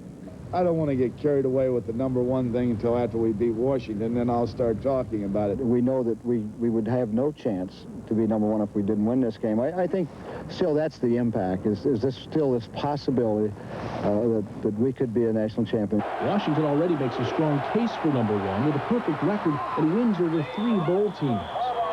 And I think if we win this, then I'm not going to lose too much sleep over it, even if we don't get a national championship. It's time to stop talking about Miami and give Michigan the respect he deserves. Steve Entman leads a tenacious Washington defense, and Michigan's ground attack could be hampered by a knee injury to center Steve Everett. But contrary to reports elsewhere, Everett practiced yesterday and could play. Michigan's biggest concern is attitude. I think last time we were at Rose Bowl, Bo's last game, I think the team was way too tight. We went out and we tried too hard. Heisman Trophy winner Desmond Howard has an idea to stabilize the squad. How about a pregame pep talk from former coach Bo Schembechler? Bo has spoken to us as a team 3 times during our regular season, and we were 3-0 as far as that's concerned. So I think having him here is something special. It's been an unusual week in Pasadena. Sunny Southern California has been nearly flooded by 5 days of rain, and neither team has been able to escape the storms, the rains here, or the hurricanes in Miami. I'm Lee Zeidman, CBS Sports. Let's go back to El Paso. Washington won't face Miami this year, but computers across the country have pitted the 2 teams. USA Today staged 100 games, Washington winning 53. The Seattle Post-Intelligencer had Miami winning 24-22, and Seattle radio station KJR not only ran their computer, but broadcast their mythic game. 6 seconds to go in the game. Brunell dumps back to pass, looking in the right corner of the end zone for Bailey. He leaps. He's got it!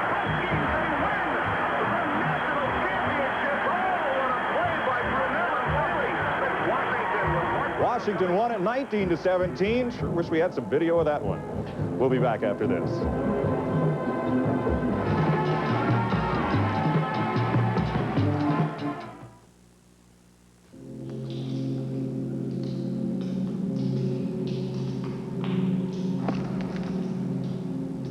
The Lexus LS400 has an extremely effective electronic security system. While it may look rather simple to you, to a car thief, it looks something like this.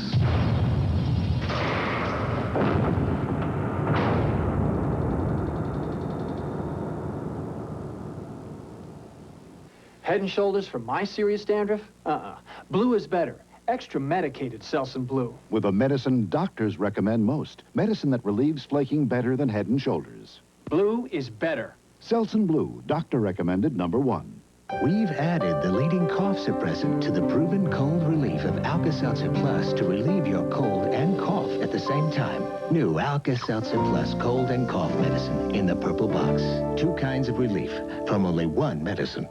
In 1908, one of the favorites in the great New York to Paris race was a motor car built by Siemens. That was then. This is now. Today, Siemens builds over 700 automotive products, from fuel injectors and microprocessors to halogen headlights. Siemens, creating technologies to keep America and the world moving in the right direction. Siemens, precision thinking. I think the demands on a student-athlete are incredible. Based on the time commitments, based on the physical exertion, and based on the pressure that they operate under. I think it's really extraordinary that they are as successful academically as they are.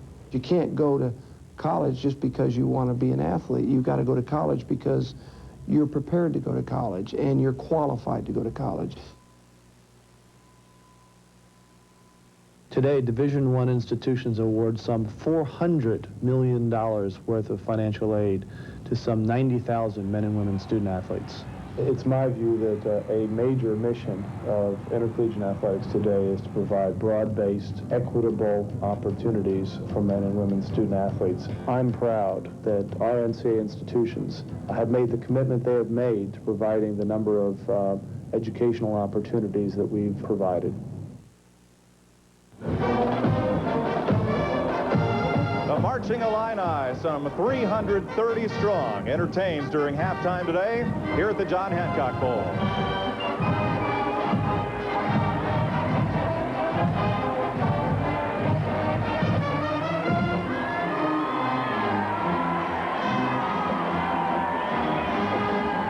Just across the river from El Paso, the city of Juarez, Mexico.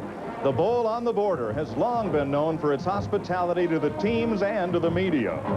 One not-to-be-missed event, the bullfight, Saturday night in Juarez, where in addition to this action, Illinois assistant coach Denny Marson fought the bull in front of his squad, and the bull got him.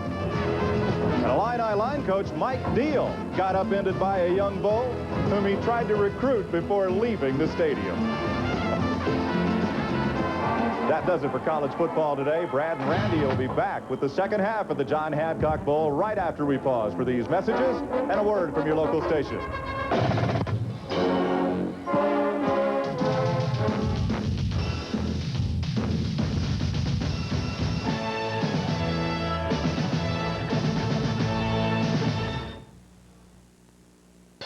This hand holds 2 reasons for you to can the leading aerosol deodorant. 1, better deodorant protection. 2, a better way to get it. New Shore Pro Pump. Better deodorant protection, more concentrated than an aerosol, and a better way to get it, with pumping power. So more goes where you need it, not into thin air. That's 2 powerful reasons to switch to new Pro Pump, but I'm only going to tell you once. For better deodorant protection, can the can, pump the Pro. Morning breath. As soon as I have my coffee, it's all gone. Whether you admit it or not, it's a problem. Okay, I have morning breath, but it doesn't bother anyone. Don't be so sure. Mine's not so bad. Morning breath's not as bad as you think. It's worse. So get Scope. Its 2 powerful ingredients kill 90% of the bacteria that cause morning breath. Was my morning breath really that bad? There's no denying morning breath, so save your breath with Scope. The numbers are heartbreaking. Almost 2 million American teenagers use illicit drugs. More than 250,000 of them use cocaine or crack at least once a week.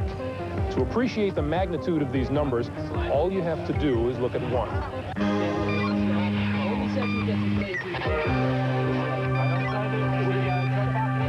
Remember, it's not a game, it's your life. Don't let it end in sudden death. This is CBS. Good morning. What's so good about it? Well, McDonald's has a breakfast deal for you to think twice about. Right now, you can get 2 Egg McMuffin sandwiches for just $2. 2 for $2? That's it. Guess you can bring a friend. Guess you can. Let's go. Gone. Ooh. Where are we going? We're going to McDonald's. Why are we doing that? Because right now at McDonald's, you can get 2 Big Mac sandwiches for just $2. 2 for $2? That's great. Yes, it is. Are you as hungry as I am? Read my lips. Tonight on Action 10 News. Coming up tonight at 6, some of the more interesting moments in 1991 from the Wabash Valley.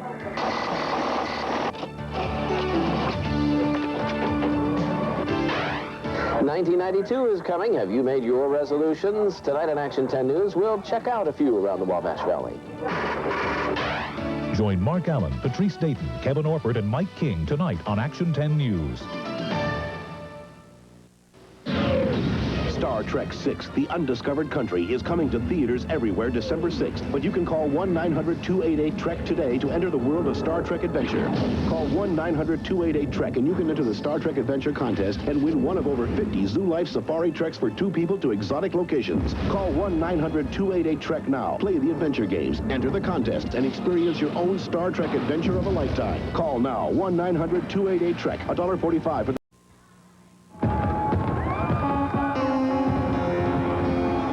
Of the 1991 John Hancock Bowl is sponsored by John Hancock Financial Services.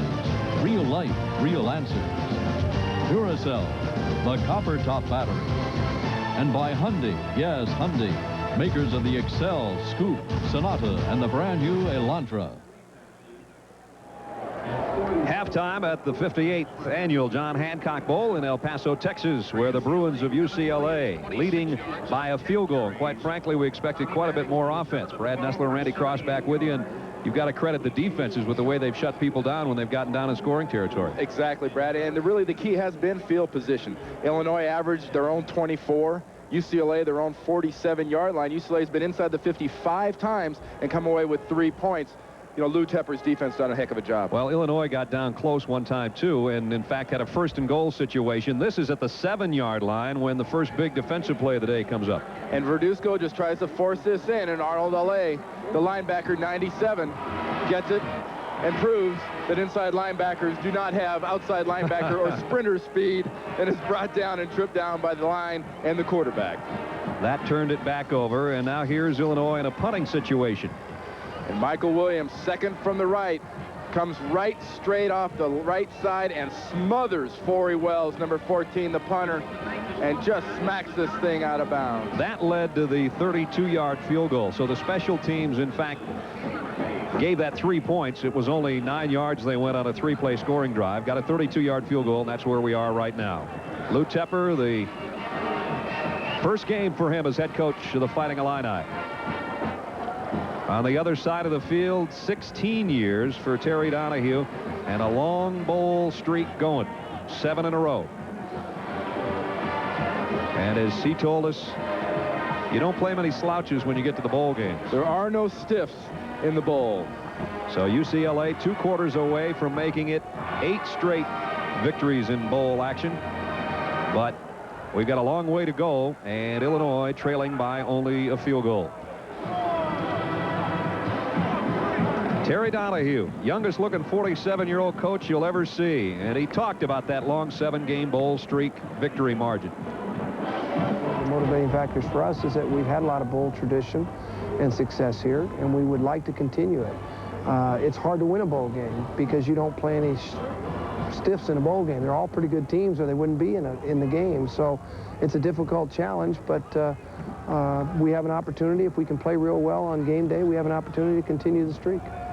Way back when, he was an assistant coach, and he recruited a guy named Cross to play for UCLA. I first met Terry Donahue when he was a defensive line coach at the University of Kansas under Pepper Rogers. Yeah, back when the football was square and you couldn't go to and the only teams that went to bowl games out of the Pac-10 or the Big Ten were the ones that won the conference. It's amazing. You were telling me how many great seasons you had, and you only had one bowl trip. Actually, you know how I date yourself? I played in the Pac-8. Here's the kick to start the half, and with the win, no chance. Talk about the Pac-10, and the second winningest coach in the Pac-10 is Terry Donahue. And when you're up there with Don James and the rest of that group, that's good company. And as Mike Joy told you at halftime, Don James, Washington club with a fairly good shot at a national championship. I think that's the best team in the country right now, Brad, is Washington. You take that up total package. Guys like Mario Bailey on offense, Steve Entman on defense. In all respect to Miami and their winning tradition, I think Washington's #1. And they got a quarterback that'll spit right in your eye if you give him a chance. First down, UCLA from its own 20. And off play action, Maddox goes over the middle. Got it to Kevin Williams, and Williams dives forward near the 30-yard line. Aaron Shelby in on the tackle. You get a little play action here from Williams and Maddox, but the thing to watch the linebackers drop and watch the hole that opens up right in here in the Illinois defense. Williams just kind of settles where they ain't. Watch him come out right up the middle. There is nobody in the middle to even contest that catch by Kevin Williams. So UCLA, one play, one first down from their own 30. This time they give it to Williams. He got only about a yard. Defensively, Streeter is there, and so is Julian Brown. And number 92, Sean Streeter, combined for the tackle. Streeter is senior out of Chicago. 9 for the Bruins to the 31-yard line. This whole defensive line is in their first full year of starting for the Illini, and they're all great stories. Guys that are fifth-year seniors that are just now getting their chance, and as a group have had a great season. Second and a long 8 as Maddox fires it out to LaChapelle. And he's got a first down at the 43, maybe the 44-yard line, right in front of the Illinois bench. As Randy talked about, a veteran group up front for the Illini. It's funny to have a title like age-old line, but those guys hung around a lot of years to get their shot as starters and took full advantage. Pulaski, Streeter, Zitnik, and Gustafson. Zitnik, of course, played behind the great All-American Mo Gardner, now with the Atlanta Falcons. Mo Gardner had an all-rookie year with the Falcons as their starting nose man. First and 10, and it looks like Pulaski jumped. Maddox maybe with a free play here. It's incomplete. Pulaski was about 5 yards too early. Close. Trying to get a head start over there at left defensive end.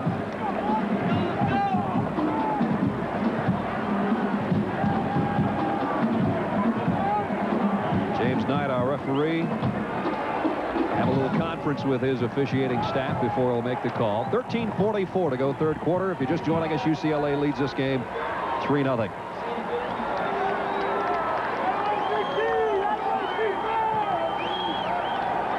And it's going to be illegal procedure UCLA. So somebody drew Pulaski offside. They drew, you know, a lot of movement in this Illini defense. This is a defense that likes to move around. Now, we saw Pulaski up here. We thought he came across. But watch Zitnik, the nose tackle. He starts cocked off one way. You get a linebacker. You get another guy cocked in there. Zitnik says, no, I think I'll straighten myself out. Pulaski starts. If there was a jump, I think the jump was in the backfield because it sure as heck wasn't on that line. That's what Terry Donahue's wondering right now. First and 15. Maddox got some pressure out of the flat.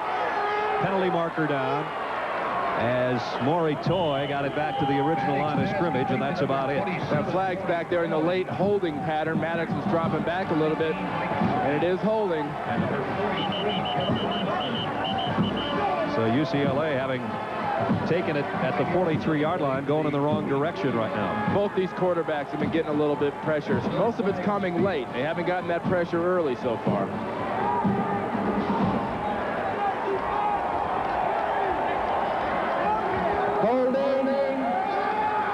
From the spot.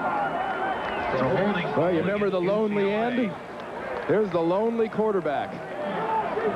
Sitting down there, he's got his phone next to him in case anybody wants to call him and give him any encouragement or play suggestions. We asked Gene Dahlquist, the offensive coordinator of Illinois, so what kind of kid is Jason? Is he a leader? Is he a vocal guy in the huddle? He says, to be quite honest with you, the kid's kind of hard to get along with, but he plays so well that that's gained the respect of his teammates. And he says they rally around him, but not because he's the kind of guy that's going to go in there and give you the rah-rah. First down and 33. I don't know how many plays Homer Smith has in his playbook for this. Might have the right one. LaChapelle to the 46-yard line.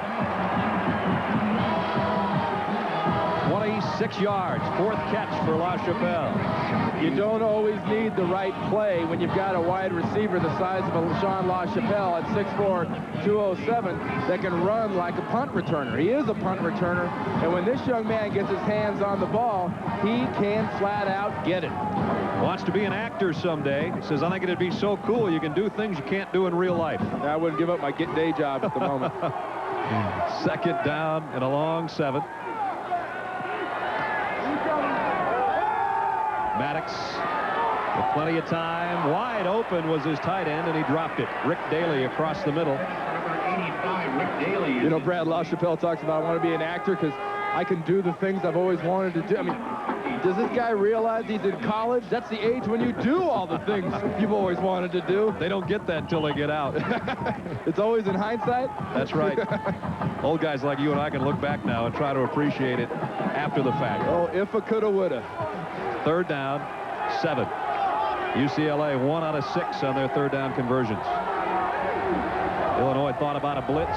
They back off it. They do have a stunt coming. And that one's tipped. Looks like Fogey got a hand on it. Eric Fogey, a junior out of Chicago, got a big mitt in the way, and that'll force a UCLA punt. And that was good for the Illini because they had that screen set up well out in the flat. Would have gone for big yardage for Terry Donahue and the Bruins. Darren Shager to punt. And Fumel Johnson back deep for Illinois. Illinois would like to return the favor and block a kick, but they've got the return on here. Shager, the left footer. Boy, he blasts this thing. Perfect wind kick. Low, and he drove it. Drove it a little too far. 54 yards into the end zone. The Fighting Illini and Jason Verduzco on offense when we come back.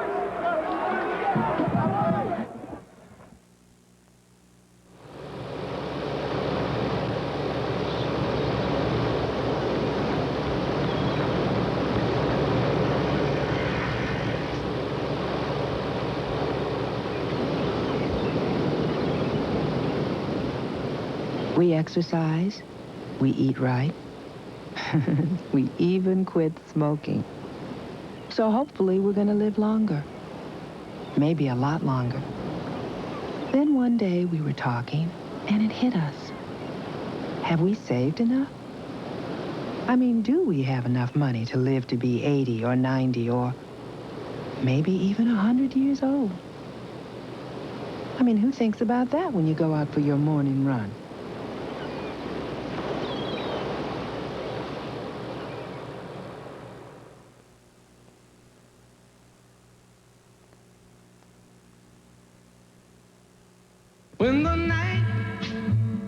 While others just talk about quality, we're willing to take a stand. We'll take care of virtually everything your car needs for 2 years free. Now that's over and above the 3-year bumper-to-bumper limited warranty. So about all you pay for is gas. Introducing Value Care Ownership, standard on every car we make at Hyundai. Yes, Hyundai. Right now, your Hyundai dealer is standing by with some outstanding buys. So stop by. Brad Nessler, Randy Cross, and Mike Joy at the John Hancock Bowl in El Paso, Texas, where the Bruins lead by a field goal with 12:19 to go third quarter. Illinois now takes over at its own 20-yard line. Key for them, Brad, is to continue their deep crossing pattern type passing game. They hit very successfully end of the second quarter. They got to keep it going. Here comes a blitz on Verduzco. Somebody picked it up. Now he's running for his life and throws over the head of his intended receiver. He had Gus Palma out there. Boy, did Verduzco take a shot on the sideline. You know, as quarterbacks, when they roll their left, you're talking about a right-handed quarterback. He's rolling left. When he rolls left, he has to open his body up. And when he opens that body up, Garrett Grady, whoa. Grady let him have it, didn't he? It'll be second down and 10 once Jason gets his wits about him. Of course, as hard as he got hit under the chin right now, he might be 5'10". Added a couple more vertebrae in there. Illinois trailing by a field goal. Draw play. Camino Bell. And Bell rumbles out for about 9 yards. Let's go to Mike Joy on the sidelines. Mike? At halftime, Brad, Lou Tepper told his Illini, don't be satisfied to play this game close. Keep up your emotion, especially these fellas on the bench, and watch out for punt coverage because they know La Chapelle can burn them. On the other side, Terry Donahue does not like to get on his Bruins when they're ahead. He was happy, said good effort, keep turnovers to a minimum. One injury report, UCLA tailback Sean Wills has a bad knee. He is probably gone for the day. Brad? Third down, a yard. Option coming. Verduzco keeps it, and he's got the first down. Kind of crawled his way out near the 34-yard line. That one right there doesn't look like the option play that most teams run. We told you Lou Tepper put this play in just for this bowl game, but you know, Verduzco's out there. He's got a fullback, he's got a halfback, he's got a tight end. Looks like kind of the old USC student body right, loosely arranged. First down, Illinois. Jason Verduzco says, you know, UCLA is not an awesome defense, but they pursue well. Well, they didn't quite catch up to him on that one. He's got a first down from his own 34. Straight drop and a deep drop it is. And he had that one knocked down at the line of scrimmage. And again, it's Garrett Grady. He and La Chapelle are kind of the square pegs in a round team on this club. They're the loose cannons. They're the guys that do the comic relief around the ball club. And Grady gets some good air. Look at that. That's some good air time. Got a little leap in there. Now on the other side, tackle 72 Laster. Look at him working here. Just gets a good stuff job on Andre Farr. The amazing thing about this Laster, he wears a size 58 dress jacket. 50. I mean, I wear a 50. I thought I was big. I could camp under one of those babies. Verduzco, and he had it swatted down again. It's Arnold Delay once again with a big play. And a big game he's had. An interception. He's broken up a couple of passes. He seems like he's all over the field. And that's the nature of this UCLA defense. Some teams feature outside linebackers. Some teams feature linemen. This Bruin defense featured inside linebackers and rushes. And there's Delay getting in there and knocking it down. Out of Carson, California. And now it's third down at 10 for Verduzco at Illinois. Verduzco 8 of 19. He's missed his last 5. And he's had the last 3 knocked down. Little contact made. Looked like Andre Farr. Verduzco gets hammered. I thought a whistle had blown. Apparently not. Othello Henderson came from the secondary. Sorry, Brad. Everybody but Othello and Henderson thought the whistle had blown. I think it should be 3rd and 5 when all the smoke clears. Defense, live ball foul, non-contact, will have an option.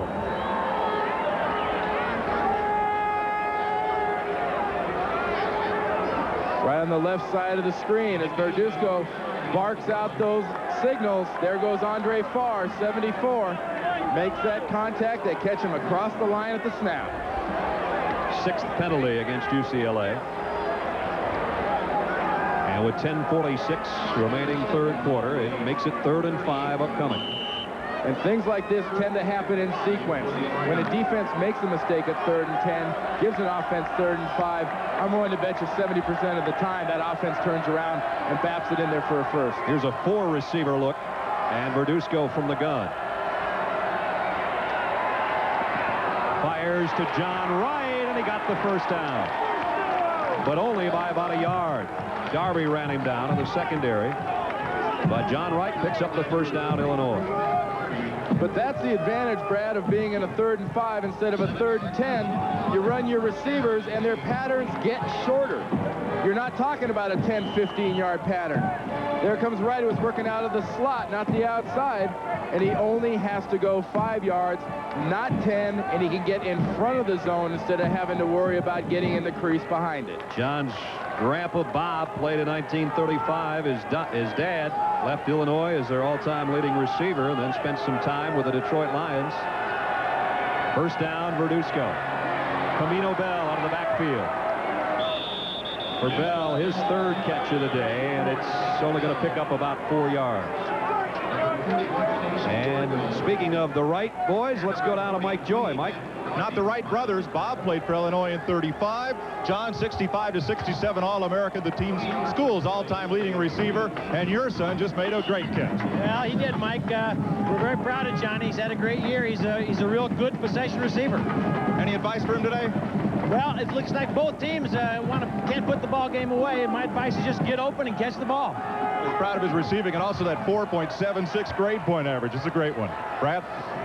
All right, thanks, guys. 2nd down and 7. Steve Fagan can't hold on to that one, and he had nobody in front of him.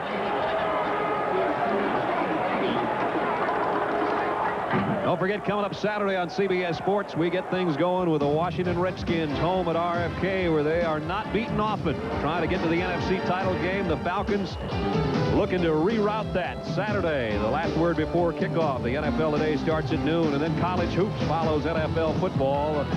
University of Connecticut and the same Fighting Illini of Illinois. 3:45 on the road to the Final Four, college basketball. So that's a big doubleheader for you Saturday here on CBS Sports. I want to talk about a tough college basketball conference. How about the Big Ten this year? Boy. Verduzco over the middle, incomplete. And it was Gus Palma out there. Jameson Verduzco overshot him, brings up 4th down. Surprise of the Big Ten in basketball has been Michigan State, off to a 10-0 start. You throw in all those young guys at Michigan who are just scary to watch. They're so good. You got the Illini off to a great start. You got Ohio State. And then you got Bob Knight's Hoosiers. Oh, yeah, Indiana still plays basketball, don't they? Yeah, they do. Here's a punt coming up. Corey Wells, who's done well after having his first one stuffed. Hit this one a mile in the air, not that deep. La Chapelle comes up on it, makes a fair catch near the 25-yard line. 8 minutes, 58 seconds to go 3rd quarter. Still UCLA by a field goal.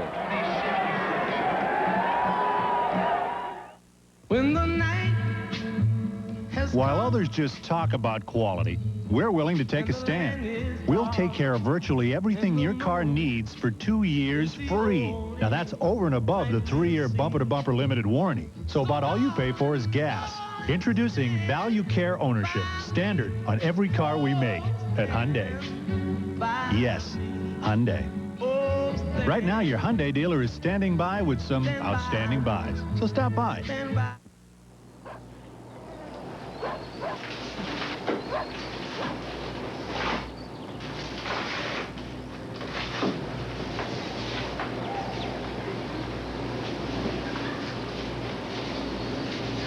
Mommy, what are you doing? Oh, sweetie, where Mommy works, some people are losing their jobs. Eric's dad lost his job and they had to move. Well, this is our home, sweetie, and nothing's gonna make us move. That's why Mommy's starting her own business. Why? So you and Mommy can live our lives our own way. Does that scare you? No, were you scared? No. Are you? No, are you? No.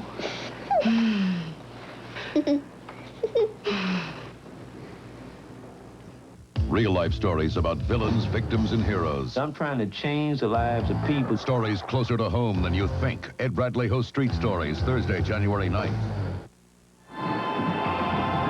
UCLA by a field goal, just under 9 minutes to go. Third quarter here at the John Hancock Bowl in El Paso, Texas. First down for the Bruins at the 25-yard line. And as you heard our PA announcer say, first down Bruins, their own 25-yard line. Williams and Toy in a dual backfield behind Tommy Maddox.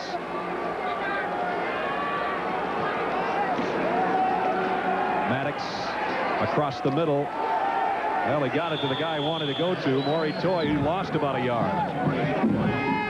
Dana Howard in on the stop for Illinois. Lou Tepper, first game as head coach at Illinois, but he's been around football a long time. Pittsburgh, that's where he said he learned his most football. Then New Hampshire, William and Mary. Then out of Virginia Tech, then the University of Colorado as defensive coordinator. And he says, I want to be the next Bob Zuppke. And boy, if he can do that, he's going to be doing all right. Zuppke, 4 national titles as head man of the Fighting Illini. Maddox off play action. Fires, it is intercepted.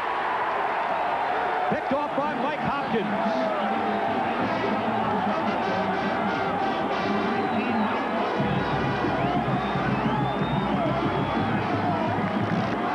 Second interception we've had today. This one, the first for Illinois.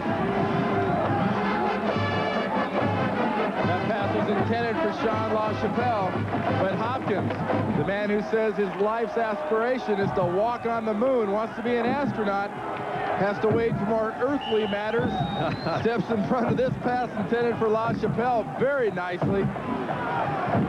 Good job. Maddox got good protection, but that was a case of forcing a ball to your favorite receiver. He should not have thrown that to LaChapelle. LaChapelle was covered the whole way.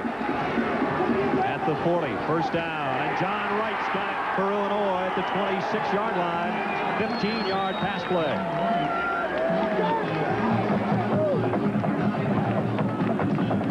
Othello Henderson made the tackle. And Randy, as you mentioned, sometimes you can have a favorite receiver who's too favored a receiver. I think that was the case for UCLA. And Terry Donahue told us, you know, Maddox tends to focus in on one wide receiver. That one guy is LaChapelle. He's got to learn to come off and do different things with different people.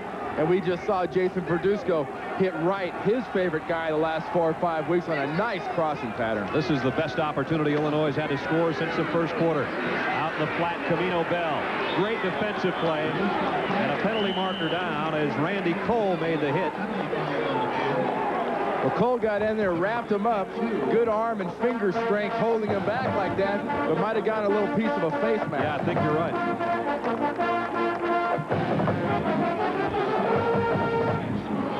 And so what would have been a loss will be a gain for Illinois if what we think is going to be the walk-off occurs, and it will.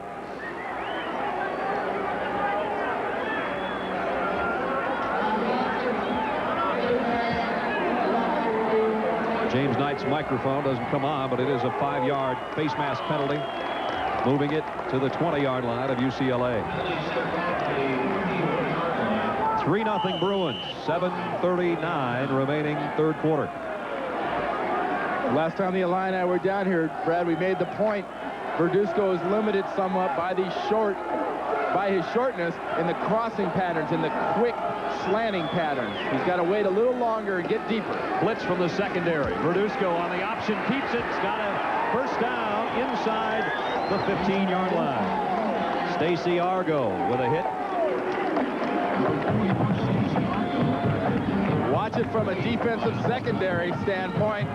The thing to watch, there is some serious cracking and popping going on out on this field. Verduzco wants to run it. Look at that hit. Another hit. You see bodies flying over the top of the pile. Here's a nose guard trapped in a quarterback's body. We thought we were talking to Robert Blake yesterday when we were talking to Jason Verduzco. He is a fiery little guy. He's got his team a first down. Scrambles, buys time, and throws it away. And took a shot from Chelensky after he let go of the football. And if you have any doubts that he was throwing that thing away, he almost got it to the L in El Paso up in the end zone. But Chelinski, 98, bearing down on Verduzco, who obviously, from the trajectory, the way he was throwing that thing, had no intention of that getting close to anybody. You know, this is the guy, Chelinski, 98, that has been the biggest surprise and the biggest addition and the biggest plus for these Bruins the last couple of years. He's made the world of difference. He is a big physical kind of guy, 6'5", about 270, and has the ability not only to rush, but stuff the run. Fagan to the 10.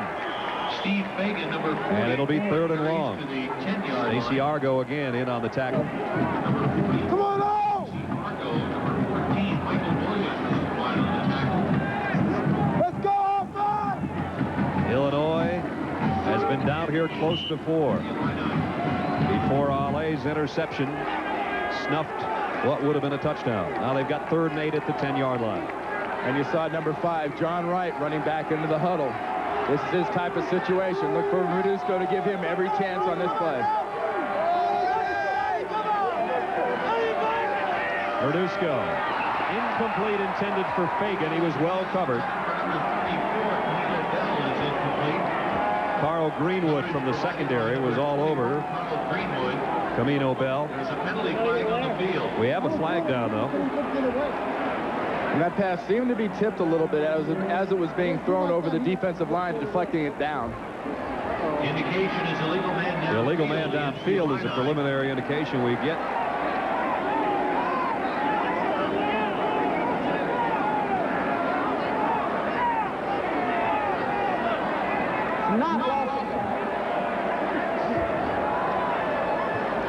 An eligible receiver downfield on the offense.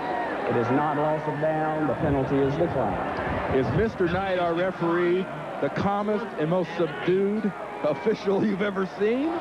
He wasn't a couple of nights ago when we saw him. The officials have as much fun as the rest of us down here in El Paso. And he is today.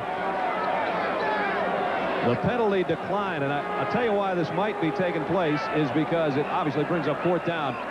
But if Illinois goes for a field goal, right now they don't have their field goal unit out there, but Chris Richardson, their field goal kicker, all of his misses this year have come from the left hash mark, and that's where the football is right now. Yeah, he's got 5 this year, and they've all come from that left side. And as he comes onto the field, he's been in a real slump. This kid started out good, had a big kick against Ohio State, a 47-yarder to win it in the tough wind conditions in Memorial Stadium at Illinois. But we watched him kick the other day, and he was spraying balls and hooking them all over the place. 27-yard attempt, and that's the hash mark that he is 0 for this year. Let's see how he does from 27 to try to tie it up. He saved his good kicks for the game.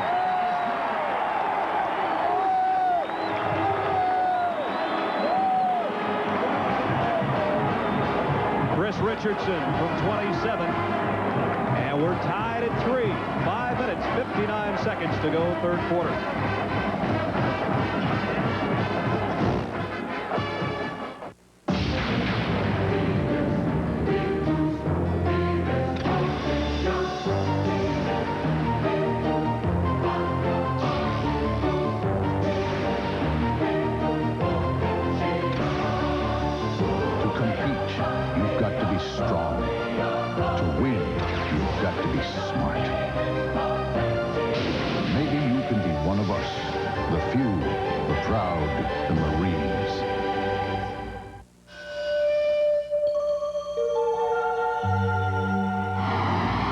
This is not what you want in a shave.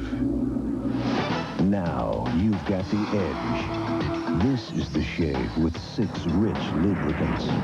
This is the shave that reduces irritation. This is the shave. For less irritation, you've got the edge. Edge, proud sponsor of the NBA Most Valuable Player Award.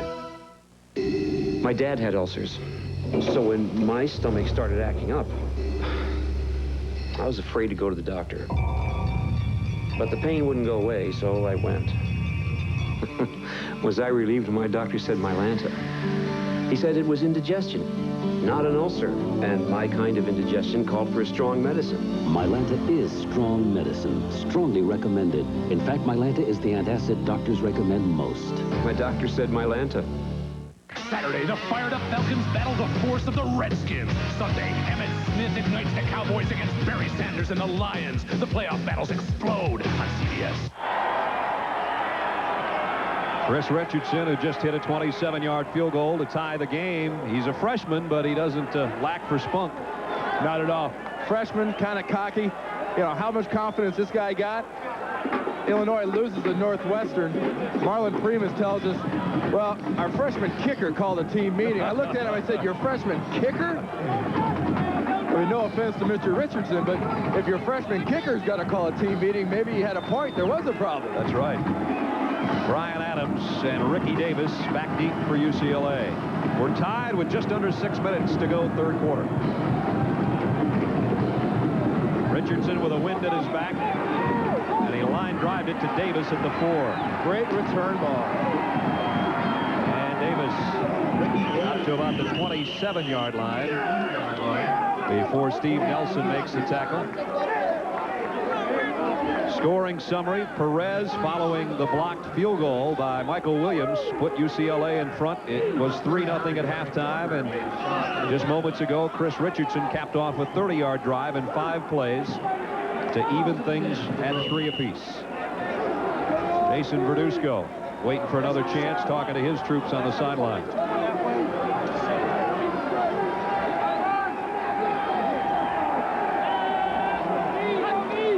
First down, UCLA. Toss sweep to Kevin Williams. And he's been bottled up all day.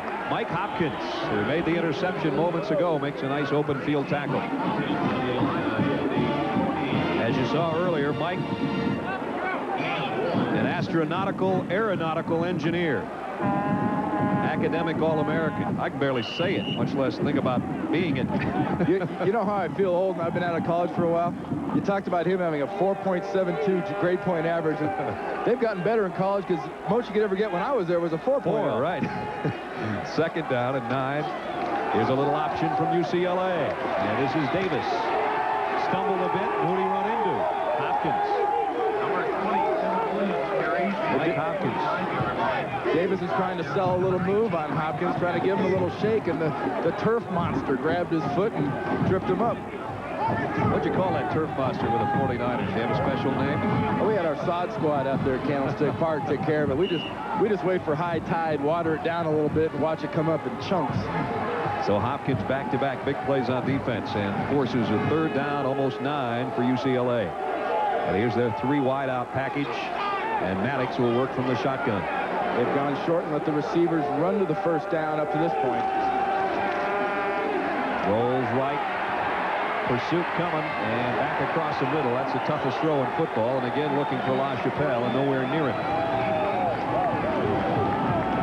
And probably got lucky from the standpoint that he threw that ball into the ground. He was trying to force that thing right into the middle of some coverage again, because LaChapelle had a defender on either shoulder when he threw that ball at him. There's no more physical impossibility in football, I don't think, than rolling that far right and trying to come back to the middle. Your old buddy Montana maybe can do it. I don't know anybody else that can. Gomel Johnson back deep. Darren Shager to punt. You look behind the left footer. Illinois bringing the pressure. Shager got rid of it. Johnson from the 32. And he got it up to the 40-yard line. So Illinois' field position a little bit better now. 4:13 to go, third quarter. 3-3, Illinois and UCLA. The Bruins, who we talked about being so improved with their ground game on the season, and thus their 8-3 record under Terry Donahue, and today that ground game is not exactly showing up for them. Well, Terry Donahue, an old offensive line coach, emphasizes the run at UCLA. Up into this game, great effort. Today, you don't call 46 yards after this long of a game. Great. So Illinois, again, with better field position, working from their own 40-yard line. Verduzco, play fake, throws on the run, got it to his tight end, Craig Custer. And Custer goes out of bounds at the 49-yard line. A penalty marker down in the middle of the field.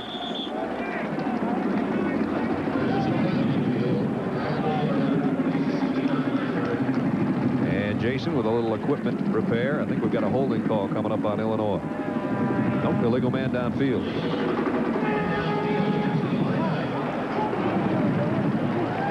There's Marlon Primus coaching. Giving his points to Lou Tepper.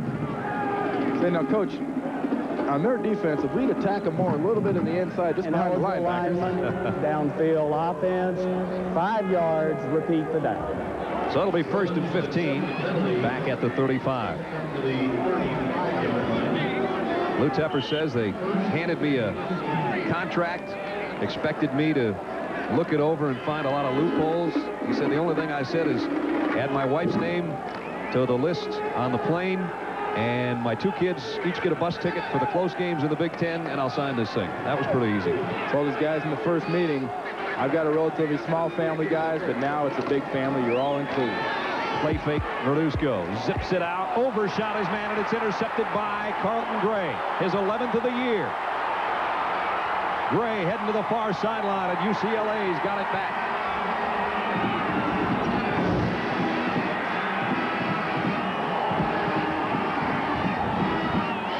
The 11 picks on the year, not too bad. Not at all. And the Bruins get another break, Brad. Can they finish it off? Can they take advantage of Jason Verduzco overthrowing a pass? You know, in talking to Jason Verduzco, he says, I like to throw the deep outside, the deep inside patterns. He gets a little bit of pressure from the inside, from Andre Farr, number 74, but he clearly throws this one over Turner's head. And Carlton Gray, who made the point to us, you know, cornerback is part swagger, it's part guessing, and it's part luck. And that was luck. He was just right in the right place on an overthrown pass. Carlton will take it. 1st down, UCLA at the Illinois 44-yard line. Tie game, late 3rd quarter. Inside handoff, and not much on the ground again. That time, it was Maury Toy. New team record, 11 interceptions. He had an interception in each of his first 5 games this year. He's a communications major, so he'll sit and talk to us on the sideline a little bit down there, too. We talk about communication. Verduzco on the sideline, checking upstairs, saying, now, I know I overthrew it, but where should I gone with that thing? 2nd down and 9. Bruins. From the shotgun is Tommy Maddox. This time he's got his man, Davis, over the middle. And Davis got it to the 40-yard line. Still going to bring up 3rd down and long, though. 3rd and about 6. And Davis isn't making some moves, but Julian Brown, number 60, came up there and kissed him as soon as he turned around after that catch. Ricky Davis. Ricky's only his nickname. In fact, his given name is Daiquiri Dwayne Davis. He says, I have no idea where Mom came up with that one. His grandfather nicknamed him Ricky. Number 31 in the UCLA offensive attack. It's 3rd down along 5. Was he born on a cruise ship? I have no idea. Maybe it was New Year's Eve. Tommy Maddox with the audible hand signals to his wide receivers. Throws over the head of his intended receiver, and that one's almost picked off. That one should have been picked off. That ball was put up there by Maddox, and I believe it was again Julian Brown got a chance to dive in front of that thing and should have had that interception. Brown, a senior, 6'3", 227, your prototype size for an NFL linebacker. And out of a football factory area, East St. Louis, Illinois. Look at that, clearly overthrown. Well, I take that back. That's a tough catch. That's a very, very tough catch. Nice job just getting close to that thing. Shager now will try to knock one down close. Lays it up into the wind. Got too much of it. Touchback. And Illinois will work from its own 20-yard line with 2 minutes, 21 seconds left in this, the 58th annual John Hancock Bowl. And we continue to go bowling tomorrow on CBS Sports. The Seminoles of Florida State and their high-powered offense taking on the Aggies of Texas A&M from the Southwest Conference. And they love their football in the Mobile Cotton Bowl Classic. That is tomorrow, 1:30 Eastern Time, here on CBS. These guys are doing a great job drumming the CBS theme, aren't they?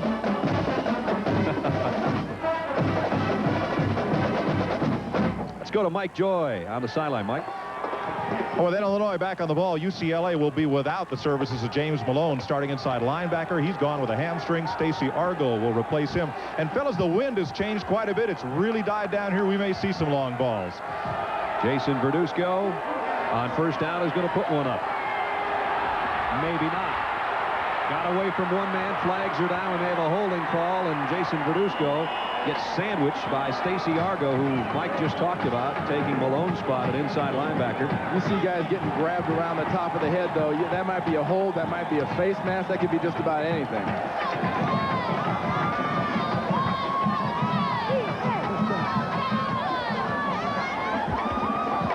James Knight will straighten it all out. Offensive linemen get desperate when those quarterbacks start moving around. I think you called it, Randy. UCLA's backing up. Personal foul.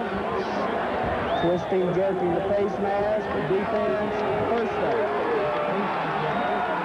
Pretty good eyes for an old lineman. Well, especially from up here.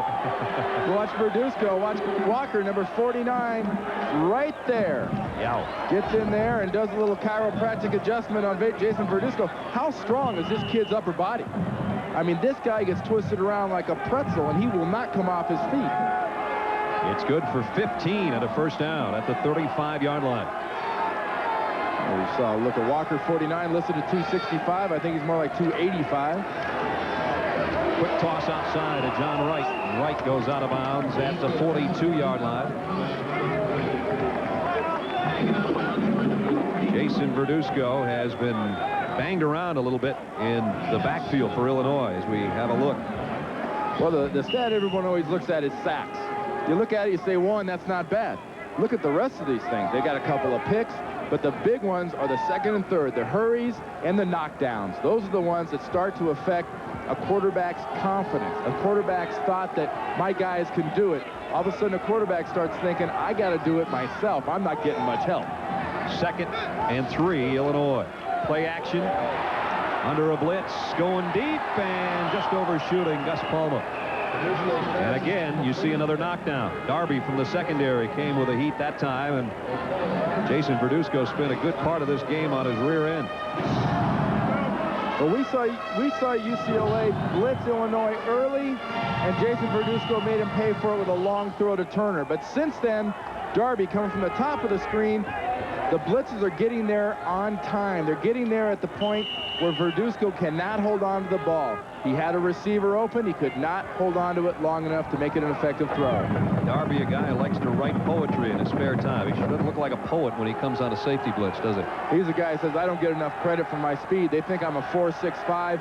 I've run a 4.52. I want to show pro scouts I'm a player. 3rd and long from the shotgun. Verduzco in trouble again. And again, he gets hammered as he let go of the ball. Arnold Ale was in there again, number 97. Well, it's an old boxing term that UCLA is kind of using now defensively. You know, you get the head, the body dies, and they're going after the head, and that head's Verduzco, and they're getting all over him back there. That young man's had quite a ball game. And Corey Wells has had quite a busy game for a punter. This is his 6th punt coming up. Sean LaChapelle is back deep for UCLA at his own 10-yard line. Bruins have 9 men on the line again. LaChapelle will have an opening from the 17-yard line. Got a wall. Across the 25 before he's run out of bounds. About 11 on the return. Julian Brown knocked him out. UCLA and Illinois tied at 3. Excuse me, do you know what stock options are? I wish I did. When is the weak dollar good for business? Good? I don't know. The world of finance and investing can be pretty confusing unless you call for this, the Wall Street Journal's video guide to money and markets. It explains the markets in clear, simple English and brings them to life. This exclusive 30-minute video is free when you call for 13 weeks of the Wall Street Journal for just $37, over 20% off the newsstand price. Subscribe to the Journal and get a daily view of the whole world of business and how it affects you. Information you know you should know. Call now, and you'll be ready next time someone asks you, are munis always a safe investment? I'm not sure. Call toll-free 800-227-3400 for 13 weeks of the Wall Street Journal and your free video on money and markets. That's 800-227-3400. McDonald's presents future Olympic hopefuls, Carlos Tapia Ruano and his innovative soccer style. Uda Grunewald, whose backstroke could stun the world. The powerful Nozowitzki, weightlifting. Kelly Peterson, equestrian events. Bob Watson, rings. And Jacques Bouclet, a natural for discus.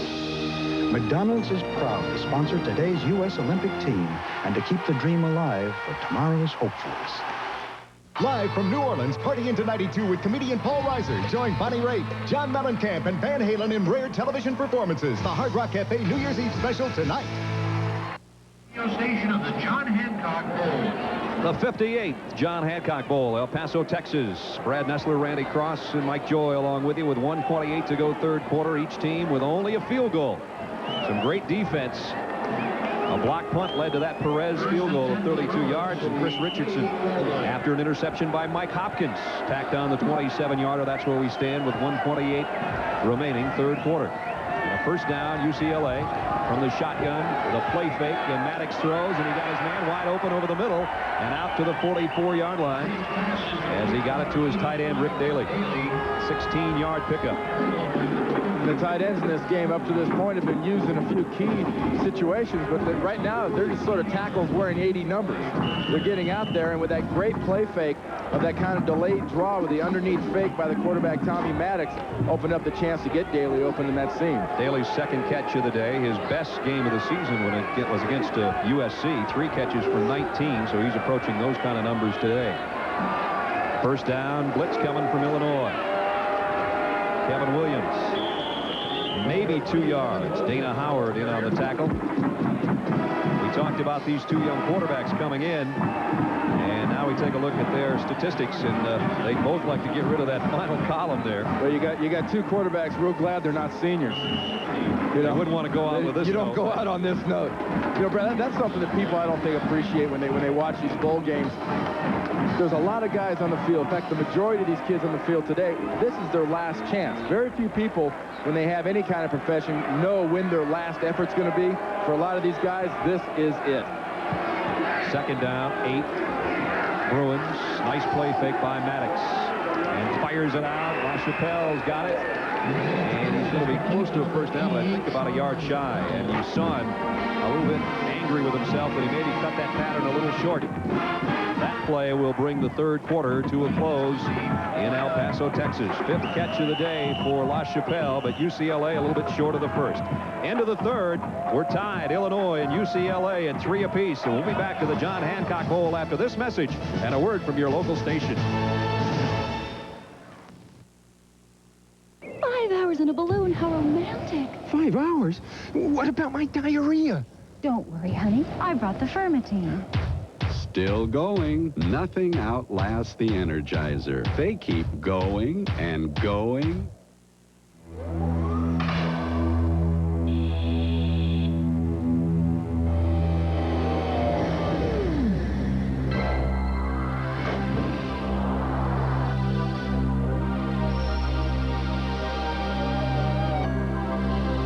Acura would like to pose the following question. Could your heart benefit from the use of another 24 valves? The Acura Legend Coupe. Not just white. Really white. Not just white. Really white. When you want whiter white, Still going. Nothing outlasts the Energizer. They keep going and going. This is CBS.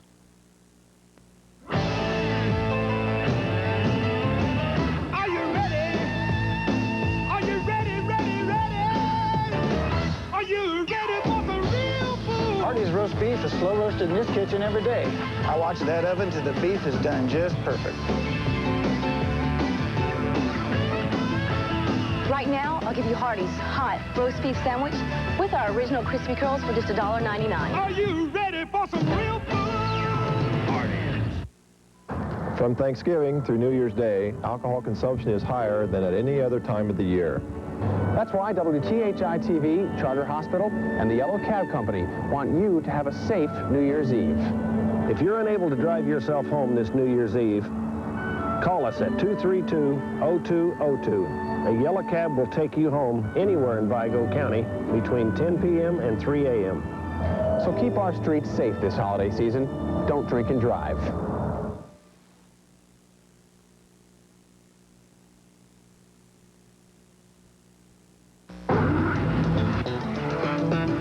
With the snow and ice season upon us, an accurate winter forecast is important.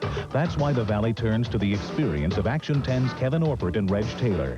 With the area's most sophisticated storm tracking equipment, Action 10's weather team is able to forecast severe conditions before they become hazardous, giving you the advantage of being prepared before winter storms strike. Rely on the experience of the Action 10 weather team on WTHI TV 10. John Hancock Financial Services. Real life, real answers. Mylanta antacid. My doctor said Mylanta. And by Chevrolet, the heartbeat of America. The cars more people depend on. Set to start the fourth quarter here at the John Hancock Bowl in El Paso, Texas. Tied at 3. And a third down at short situation for UCLA. It's going to be close. Going into that play, the Bruins were 1 of 9 on third down, and it would appear they're going to be a little bit short on this one.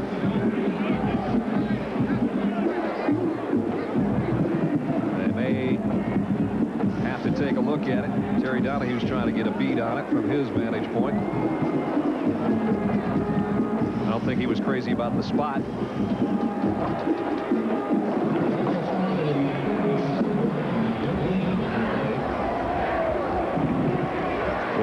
That comes up a little bit short, and this is a situation you got to think that the Bruins have got to punt this thing. They've got the wind working for them. Try to pin Verduzco and the Illini back. Looked like they're a foot or two short. Let's see when they stretch the chain. Whole yard. We want to take this opportunity to say thank you to all the people who helped make the 1991 John Hancock Bowl possible. Representing the Sun Carnival Committee, President Nathan Christian, the Executive Director, Cricket Mush, Chairman of the Host Committee, Jimmy Rogers Jr., Lee Wilson, the Game Day Committee, Pageant Committee, Becky Kistler. Special thanks to John Hancock Financial Services President Bill Boyan and the University of Illinois and their SID departments, Mike Person from University of California at Los Angeles. The Sports Information Director is Mark Dellins. Our thanks to all of those guys and the many, many folks in El Paso who have made our stay so pleasurable. Here's a punt. And mishandled. Who's going to come up with that one? Dog pile. UCLA.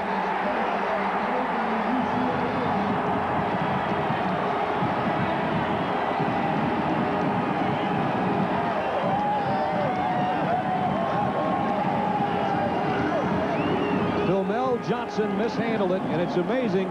Randy, we talked to Coach Tepper, and he said, I'll have 2 different punt returners, one to make the sure catch and one when I need a return. I think he had the wrong guy in the field. Philmel Johnson is the returner. Camino Bell is the sure-handed guy. And Shager hung that thing up there, got a little wind twist on that ball, and look at him. You don't think this punter, Shager, isn't a little bit happy? UCLA at the 11-yard line of Illinois. Tie game. They're trying to change it here. Khalif Carter. And a big fella goes down to the 7-yard line. Big Khalif Carter getting a little running ugly in there. Wasn't particularly well blocked. It bounced off about 3 or 4 of the Illini on that run. You know, in the third quarter, Illinois had that ball 4 times with the wind. Out of those 4 possessions, they punted twice, they got a field goal, and they threw an interception. They did not take advantage of Jason Verduzco having that wind behind him when he was throwing. And then muffed a punt moments ago, and UCLA with a 2nd down. Williams blasts his way down to about the 2-yard line. Jeff Marlison made a stop. That was a big hit. Crowd could hear it all the way up at the top. And if there's an airbag in the helmet, it opens on that one. The John Hancock Bowl in El Paso has yet to see a touchdown on this 58th affair. They're looking for one here with 13:15 to go. 4th quarter, 3rd down, less than a yard for UCLA. No frills here. You got to look for a power. Carter and Williams behind Maddox. Maddox wants to throw the slant. LaChapelle! He didn't get his feet down. Made the catch, but he's out in the back of the end zone. And I think that was an audible, Randy, wasn't it? It sure seemed like it. You saw Tommy Maddox tugging on his shoulders, tugging on his face mask, and he and LaChapelle have a whole system of signals they give each other, and a good job by Cox. Number 15 did not give Maddox the angle that he wanted. LaChapelle goes up, but well out of the end zone by about a foot. And the fans here not too crazy about Terry Donahue's option to go for the field goal. Perez has already hit once today, a 32-yarder. This is a 19-yard field goal attempt to try to put the Bruins back in front by 3. And he's got it right down the middle. 12 minutes and 55 seconds remaining in the ball game. The Bruins have regained the lead, but still, it's only a 3-point edge. This is $5,000 for the baby. I'm embarrassed to take this. And you can do something with it. Like what? Go on a cruise. If your mother and I want to do that, we'll do that. I can't pay this back. Pay it back by doing the same thing for your grandchild.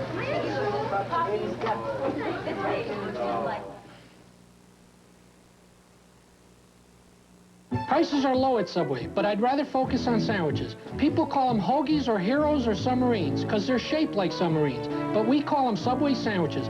Our 6-inch meatball sub features meatballs and sauce on bread I just baked, all for a low economical price. I won't say how low, but you'll probably find enough in the cushions of your couch.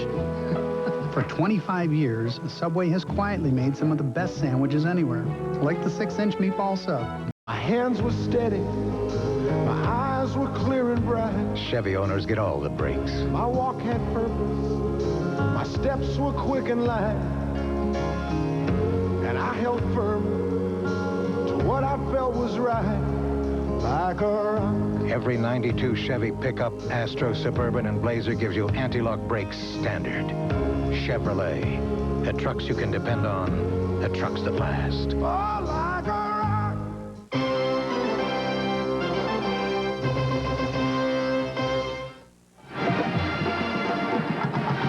Cross and Mike Joy. Brad Nessler with you in El Paso, Texas, where UCLA has just gone back in front. But they only got 9 yards after recovering the muff punt in 4 plays and had to settle for another field goal. Sanford a kick.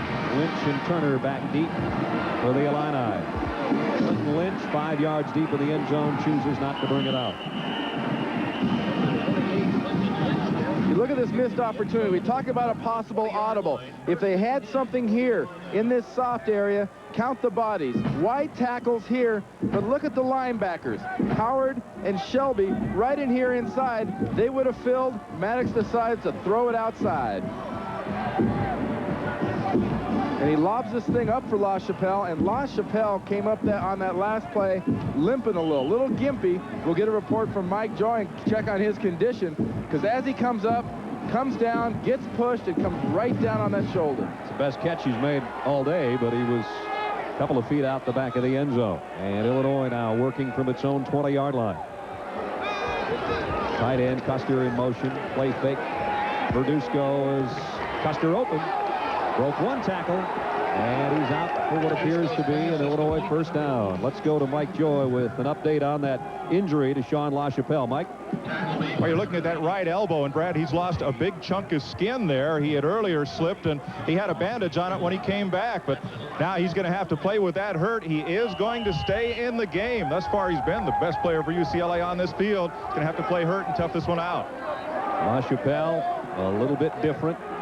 Says of himself, I was once a petroleum transfer engineer, which basically means he was an attendant at a gas station. You talk about those little strawberries. That was a hamburger shot on his elbow. On first down, Fagan. And Fagan ran right over a Bruin player, but the ball came loose. And UCLA has covered it. I think it was Ale. Now, wait a minute. Maybe Illinois does have it. You know who Lou Tepper and the Illini are rooting for? And he's right, apparently. Boy, there was 2 blue jerseys there in a hurry, and I didn't think there was a way they could miss that one. And Forey Wells, the punter, who was also a backup receiver, gets in there and recovers that fumble. Some of the first action that Forey Wells has had. Now watch Fagan right here run right over the back of Lambert, cuts in, ball comes loose, and now watch number 14. The ball's loose right there. 14, Forey Wells, the punter, has a heads-up play. Well, Forey got back the block punt he had earlier in the game with that play. Keeps this Illinois drive alive. Blitz coming on 2nd and 5. It's picked up by the Illini. And that's almost picked off by Lambert, who was covering Camino Bell. Those 2 tipped it around right in front of the Illinois bench. Incomplete. It'll be 3rd and 5. Well, Lambert, Camino Bell on the ball all got there at the same time, and actually Bell almost made a heck of a grab there, because just did grab that thing as it was hitting the ground. We talk about Camino Bell, wants to be a doctor, wants to go to med school, biology major and everything. With his all-around ability, I think you're looking at a running back that could go to a professional team and be a real asset, a guy that can block well. He's great out of the backfield, and we've seen him with some good running instincts today. Walked on in 1987. Blitz coming from UCLA again. Pass over the middle. John Wright's got it, and he has an Illinois first down. Verduzco's favorite receiver found a way to get open again. 6th catch of the day for number 5. Much like UCLA did when it was going into the wind, they have forsaken going deep downfield to crossing patterns, and the man on the crossing patterns for the Illini is John Wright. Covered quite well, actually, by Othello Henderson on that play, but it was a nice pass by Verduzco.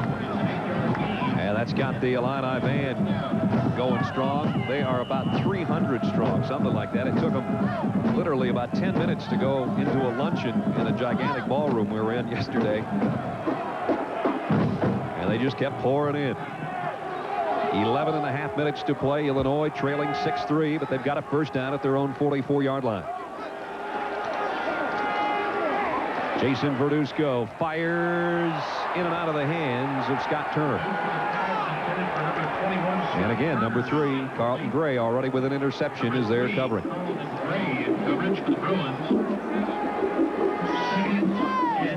College football today and tomorrow on CBS, and then Saturday the NFL takes over. The Atlanta Falcons take on the Washington Redskins at RFK, and the last word before kickoff. The NFL today gets you started at 12 o'clock Eastern time. Last time out, it was all Redskins, but the Falcons had some key members missing, and they've got them back for that big playoff game. And you got Jerry Glanville and those Falcons will hold nothing back.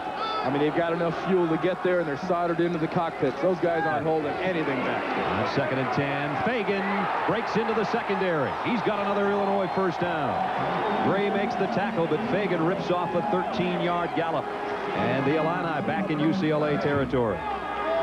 And the Illini have effectively run the ball against the Bruins today. Not consistently, but effectively. And Fagan here gets some good blocking from the right side of the offensive line, Laster and Pisak. And he just rambles through here, breaks and twists and runs. He came in 23rd on the career chart and just passed Bobby Mitchell all the way up to the number 18 spot. That run did it. First down, Illinois at the 43 of UCLA. Turner in motion. This time it's Bell. And Bell got tagged by Carlton Gray going up to the secondary. Darby also. And Andre Farr and Brian Kelly from the defensive line. So that swarming UCLA defense stops Bell as he got to the 40-yard line. There's a good job by Andre Farr, 74, coming off the corner to stop Bell for a short gain, and something we weren't expecting coming in here. The Illini are the team moving the ball effectively on the ground. Lou Tepper and his defense have pretty much stymied and frustrated Terry Donohue's running attack. As we showed you earlier, UCLA only giving up 101 yards per game on the ground, and Illinois is past that, and they're going to keep going to the ground game, and this time it's Fagan again. First down at the 31-yard line of UCLA. Stacy Argo, number 41, held on, but Fagan's got 9 more yards. And they stop being cute. The Illini have decided we're going to run this ball, and we're going to run the ball right in here. We're hitting a soft spot. And if we can't find a soft spot, we're going to make a soft spot. Pulling the right side to the left with a counter tray. Find a big gaping hole, and Stacy Argo has to come in there, or he is going for another at least 5 or 10 yards. Illinois, their 9th play of the drive that started at their own 20. They've worked it to a first down at the UCLA 31-yard line. Camino Bell. Bell got to the 30 where Greedy met him first, and he got help from his friends. So give him a couple. We're down to 9:20 remaining in the football game. It is 6-3 UCLA. And for the first time on a run in this drive, we saw 10 of the 11 UCLA defenders get over and get on the ball carrier that time. The only defender that wasn't there was Carlton Gray, and he was run off by Hopkins over on the far right side. Both defenses, obviously, with that score, have played extremely well. But I think the Bruin defense, as Randy just mentioned, knows that they can ill afford to give up a touchdown here the way Illinois' defense has been playing against the Bruins' offensive group. And when you're thinking field goal going into this win, they need at least another 15 yards for a sure thing for Richardson. Blitz coming on Verduzco on 2nd and 8. Trying to get it over the middle, and it's intercepted. Stacy Argo with a pickoff for UCLA.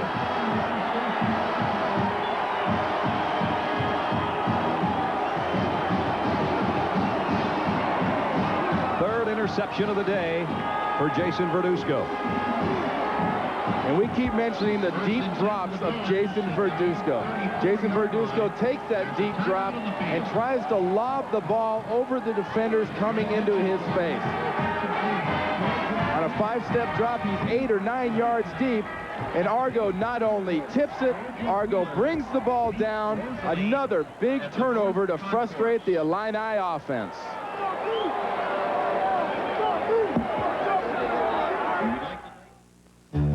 When you've got something precious to carry, this is one way to do it.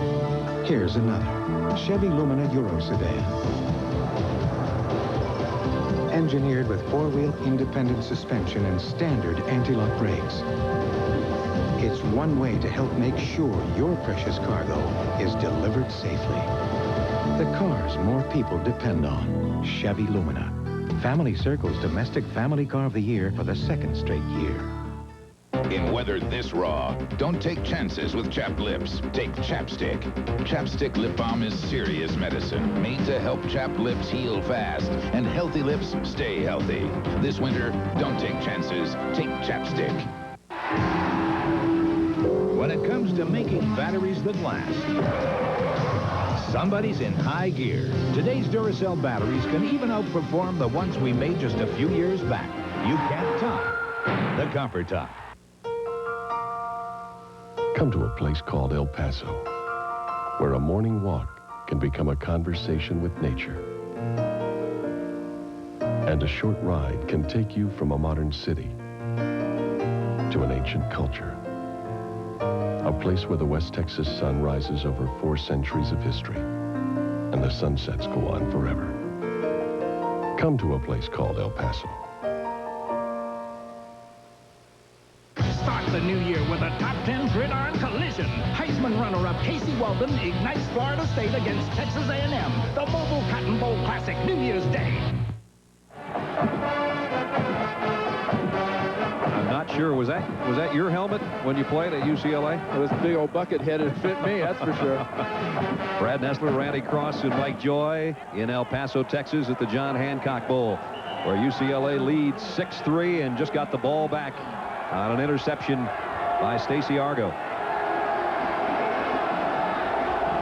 Bruins from just inside their own 35-yard line. Ricky Davis, little delayed draw, got back to the line, and that's about it.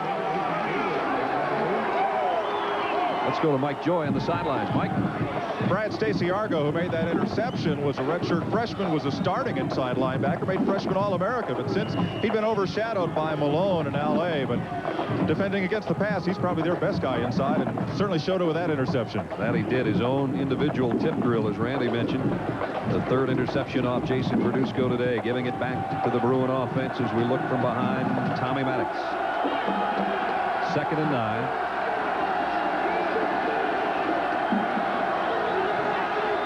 Maddox from the shotgun, full blitz coming.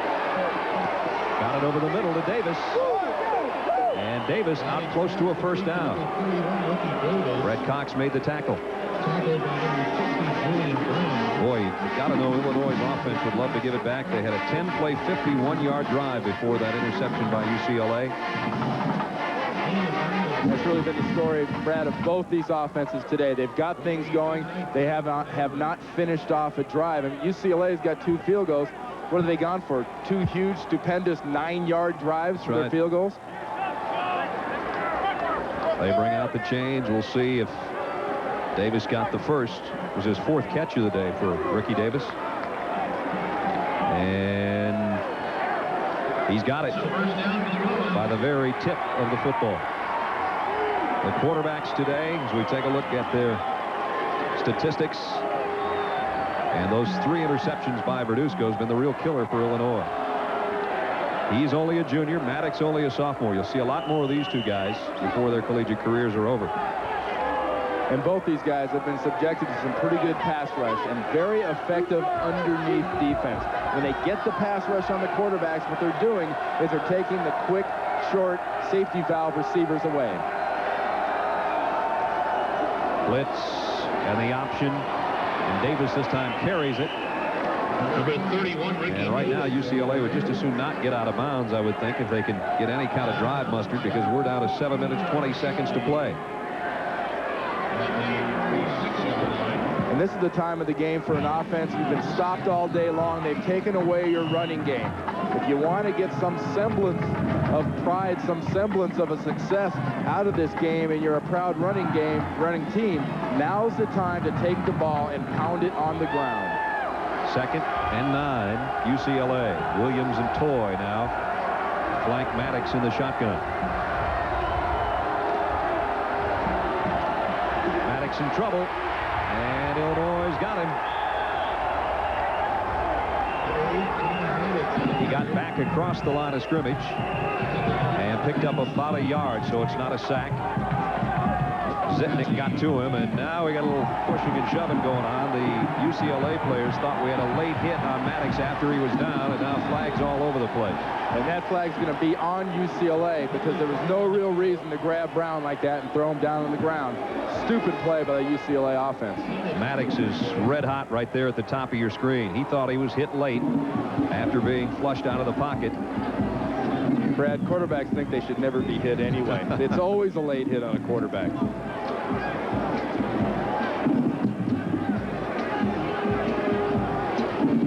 And we have no preliminary indication. We're about ready to get a call, though. We have 2 dead ball fouls. That's all we can have in this situation. The first one is a dead ball here against blue. Then we have a dead ball unsportsmanlike against white. The dreaded offsetting penalty, and UCLA got real lucky there, and Lou Tepper wants to know exactly why. He's saying, hey, they threw my guy down. Isn't he supposed to get a little mad when they do that? So penalties both ways with 6:57 remaining in the ball game. Don't forget tomorrow, the Mobile Cotton Bowl Classic here on CBS Sports as we continue our bowl coverage. Florida State, the Seminoles, taking on the Aggies of Texas A&M. 1:30 tomorrow. That's a way to ring in your new year. UCLA 1 of 11 so far on 3rd down. And they've got 3rd and 8 here.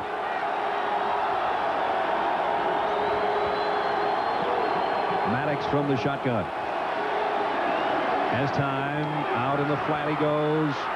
And a great job by Toy, but did he get the first down? I think second effort may have gotten it at the very end of the play. That last little twist and drive got him across the 45-yard line. I think got him that first. Sadari was holding on to him, and I think they'll have to take a look at this one. 6:31 to play. The Bruins came in 8-3, and those 8 wins more than they had the last 2 years, or as many as they had the last 2 years combined. So a couple of down seasons for Terry Donahue, and now his club looking for its 9th victory of the season.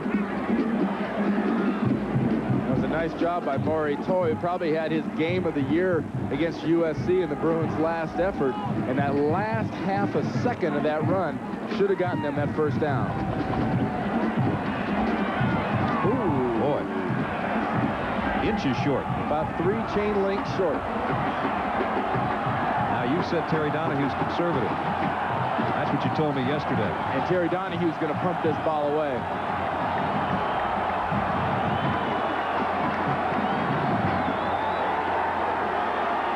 Or will he? I might take that back. Look, Terry's going to go for it. And he's got his defense over there on the sideline. He's telling them, I'm taking a chance here. If they don't make it, don't make me look bad. 4th down, quarterback sneak, and I think Maddox got enough lean. You see Howard, 40 in the middle, doesn't like the spot. But from that spot right on about the 45-yard line, it would appear the Bruins have a first down. Gustafson came out of the pile with a football, but the last word will go to the officials. Talk about an inexact science. They're even switching footballs before they spot this thing down. It looks like a first down. It is.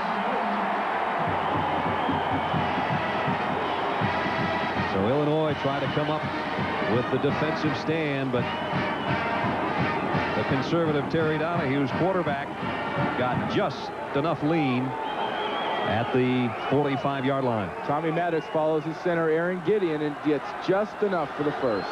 They continue to stay in the shotgun, but will keep it on the ground as Davis tries to sweep the right side. Got to the 40. Johnson came up from the secondary and made the stop. And now, as Randy mentioned earlier, if you have any kind of faith in your ground game, you just try to plug that last 540 away. 6-3 UCLA. This is where you tell your running backs, don't go out of bounds. It's the difference between making 2 yards and staying in bounds. Stay in bounds, keep this clock moving, and you got to tell your linemen, we're talking body surface, fellas. Keep your blocks and let the backs do their thing. Khalif Carter. And again, that was on a little draw, a shotgun formation. Got only about a yard.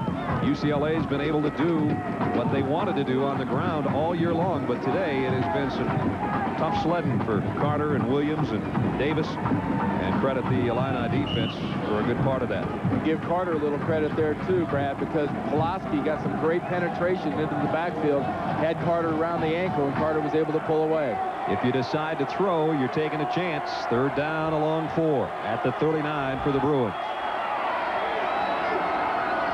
And Maddox again looks to both receivers.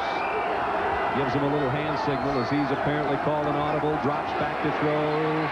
Pressured. And he got it to the 32-yard line to Paul Richardson. And Richardson must have picked that ball off about a fraction of a second before the laces got to the turf.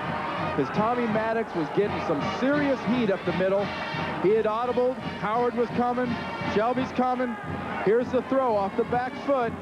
Just does get it, and a good job by Richardson coming back to Tommy Maddox, who does a little celebration with his wide receiver. Richardson's first catch of the day, and it has UCLA at the Illinois 32 with a first down. Now they can go back to the ground game. Williams, a tailback in the Bruin eye. There he comes. Found an opening over the middle. And got down to the 26-yard line. Pulaski in on the tackle for Illinois.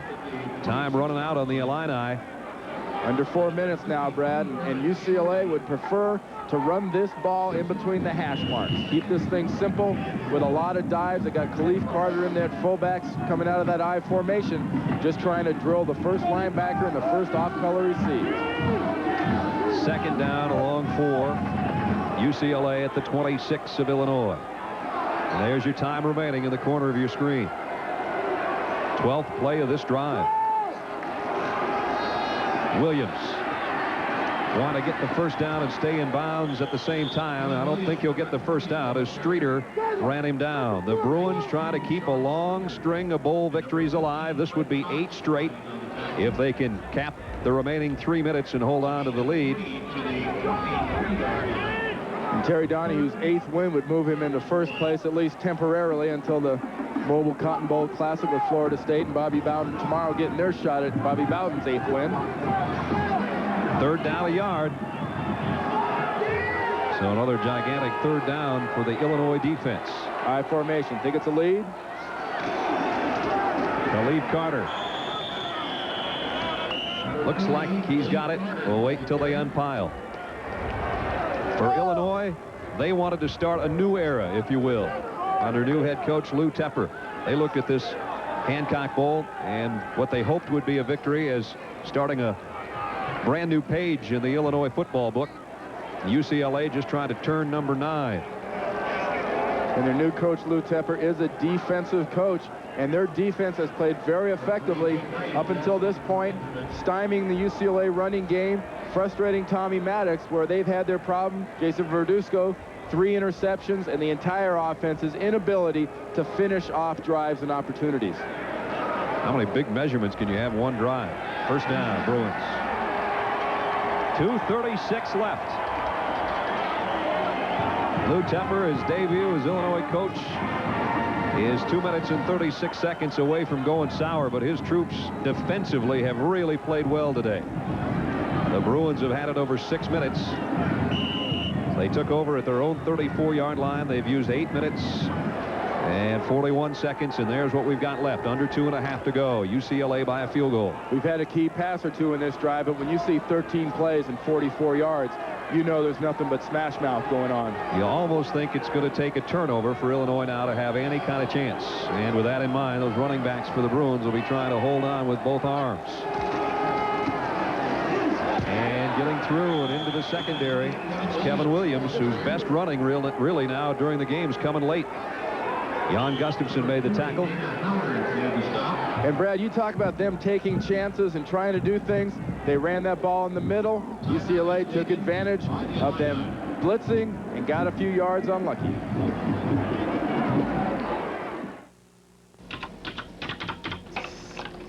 Sometimes kids laugh when I just talk.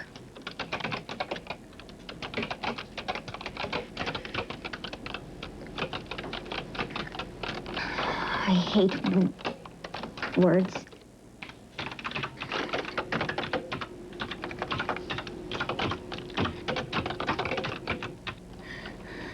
I love being able to say,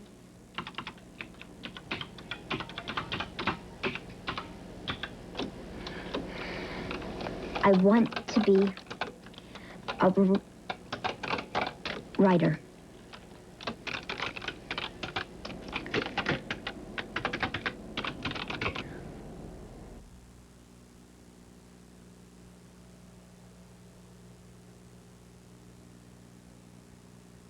There's a first time for everything. Your first love, first kiss, first date, first job, and your first new car. For more people, that first new car is Chevy Cavalier. A simple, solid value that'll get you through the changes until the next first time. The cars more people depend on. And now it's easy to win with the heartbeat. Tonight on CBS, it's Rescue 911 starting at 8 o'clock Eastern Time. Then it's a CBS Tuesday movie, The World's Oldest Living Bridesmaid. Donna Mills stars as a high-powered attorney whose life's turned upside down when she falls in love with her young male secretary. Oh, Donna. World's Oldest Living Bridesmaid tonight on CBS. In that last play, we talked about Illinois trying to take chances, keep it between the hash marks. How about keep it between the guards? Spalding, Wilder, and Gideon in the middle do a great job of just pounding this ball. Gideon comes off late right there on Howard, and that's an easy one. Put your hats on the defenders, make a soft spot, and give your back an easy 4 or 5. In fact, give him 6 almost.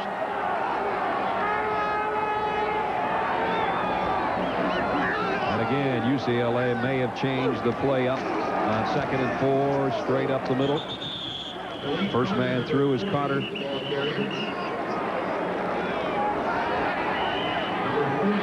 down to 153, and flags fly in as we've got a little more shoving going on down on the field. Pulaski, number 8, back there in the Bruin backfield, getting in a little tussle.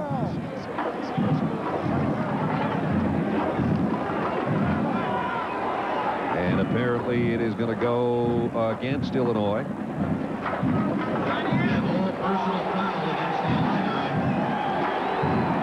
Lou Tepper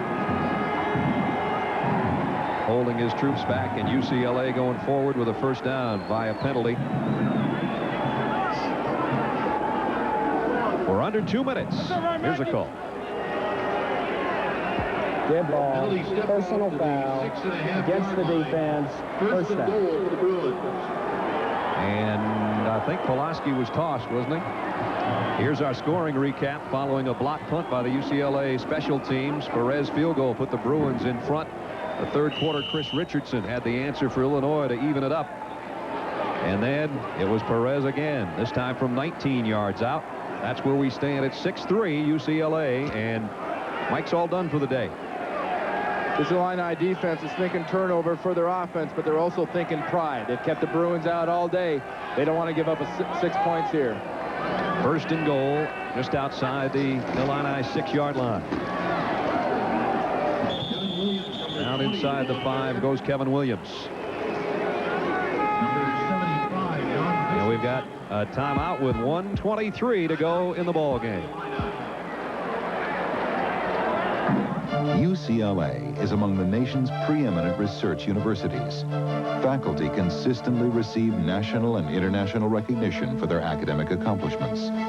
UCLA students are considered among the nation's most outstanding scholars.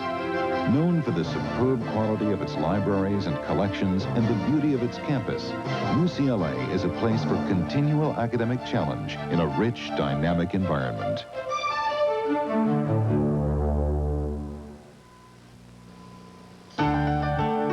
From the crash of the Hindenburg to the eruption of Mount St. Helens, students at the University of Illinois have access to the largest public university library in the country. This library is not just a book warehouse, it's a teaching facility. To make it today, you have to be able to find information, and this library has taught me how to do that. I've learned how to locate and use information. The people here have helped me become a better student. The library at the University of Illinois at Urbana-Champaign. 6-3, Bruins in front and about to win it, it appears. Let's go to Mike Joy. Brad, you got a feel for these fans from Illinois, and especially their band. They came to Texas to get some sun and some fun, and they're in the shady part of the stadium, 40 degrees and windy. And where are the kids from California? They're over here where the sun's shining and it's 25 degrees warmer. Go figure. 1:23 left, and UCLA on the 17th play of this drive. They took over at their own 34-yard line. And they have taken it the length of the field and used the remaining clock. And time running out now on the Illini. Second and goal at the 4.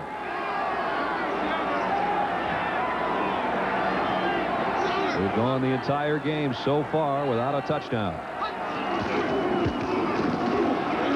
Williams back to the line of scrimmage.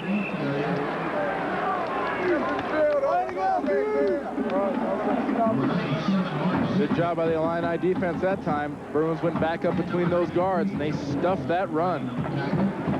Illinois out of timeouts now, as they have just taken their last one with 1:19 to go.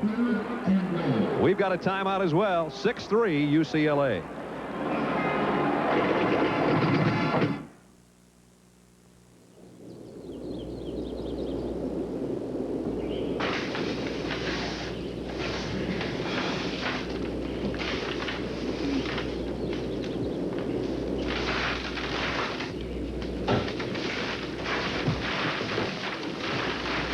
My father grew up in the Depression. I grew up in the 60s. He fought a war and I didn't. His whole life he loved only one woman. I'm divorced. All we ever saw in each other were the differences. I think we fought because we believed there'd always be time to take things back. Make things right. I think now's the time for me to do that.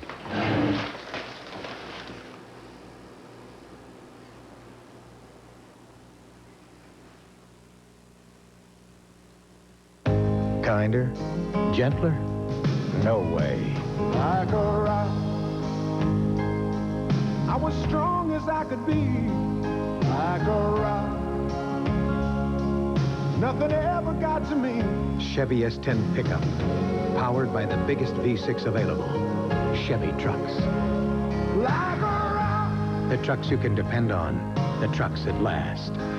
Now it's easier to own a Chevy truck. 1:19 remaining in the football game. And it is 3rd and goal, UCLA at the 5. Got to go all the way back to the 4th game of '86 to find a Bruin team without scoring a touchdown in a game. Kevin Williams won't get it here either, as the Illini defense has met him head-on all day long. And Lou Tepper is fighting Illini in this one game of kind of encapsulated the season they've had. Very frustrating, very up and down. They had a good defensive effort, but did not get the offensive effort they needed. On the other standpoint, Terry Donahue's team just took advantage of enough mistakes to come out on top and get his 8th bowl win.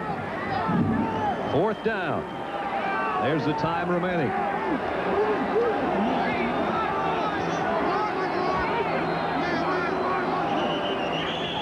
Penalty markers down. Did they take too much time? Play clock ran out on UCLA. Delay of game.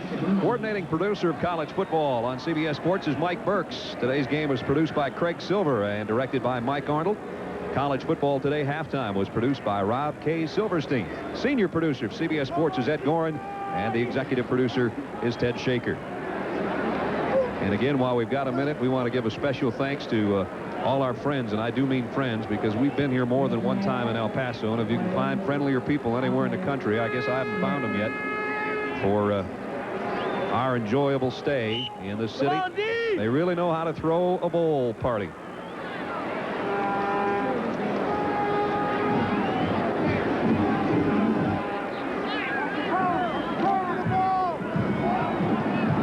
That's about Illinois' only chance. Think there's any give up in these kids from Illinois? Not at all. 4th down.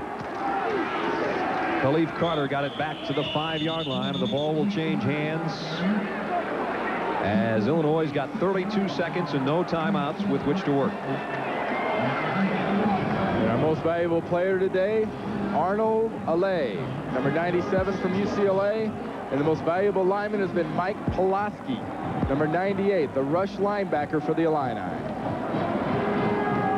Mike got to enjoy the last couple minutes of his MVP performance on the sideline after getting thrown out of the game. Jason Verduzco is going to have to work with his own goal line under him. In his own end zone. Fires out for John Wright, who made the catch. Did he get out of bounds? Yes. And out to about the 19-yard line. 25 seconds left. 21 Carl Greenwood forced him out at the 20-yard line. 15 yards and a line first down. Jason Verduzco, 3 interceptions today, and he will not look back fondly on this 58th John Hancock Bowl unless he can pull a miracle here in the next 25 seconds. No timeouts left for the Illini. They've got 3 receivers to the right side. And Verduzco almost picked off by Stacy Argo again. He already had one earlier today.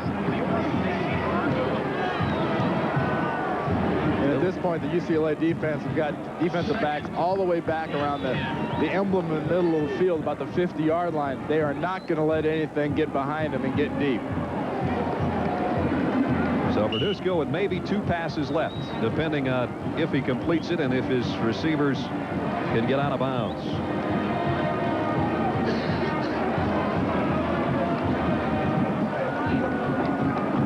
See y'all tomorrow night. What's up, Eastside? Lou Tepper, first game, and it looks like it's going to be 0-1 as head coach. Verduzco got it complete. Wright throws it back. Albert Turner Nice little dipsy-do, 10 seconds left. John Wright showed a nice arm. He threw a pass almost as far as Verduzco did to get it to him in the first place. And one play at least left. And more importantly, it gets them within Big Ben range. Gets them within that long pass. If Verduzco can get this ball 60 yards down the field up in the air, this one ain't over. Verduzco has got a big arm despite his lack of size. He certainly doesn't lack arm strength. 10 seconds left. You see the trips to the top of your screen. 3 wide receivers to the right and 1 to the left. Verduzco wants to come back left. Incomplete. Broken up at the 43-yard line by Dion Lambert. And now we've got 1 play left.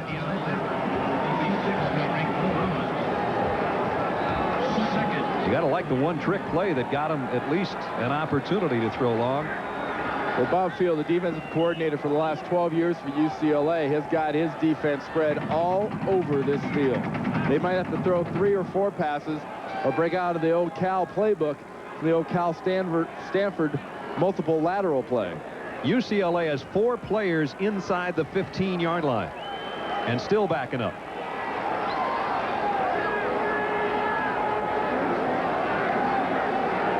Three-man rush. Verduzco rolls right. He's going to throw short, and some laterals upcoming.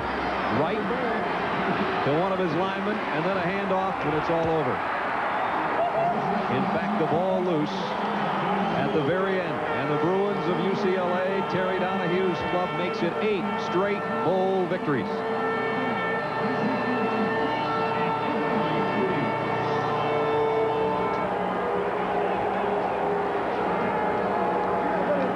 And Lou Tepper will go back to work in Champaign. His team comes up short today.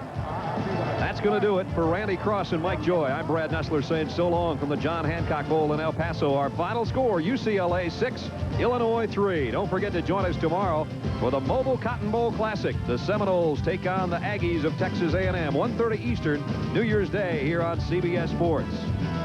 The John Hancock Bowl has been a presentation of CBS Sports. This royal throne of kings, this earth of majesty, this little world. United brings you non-stop service from 6 U.S. cities to London's Heathrow and the land of poets. This earth, this realm, this England. Come fly the friendly skies.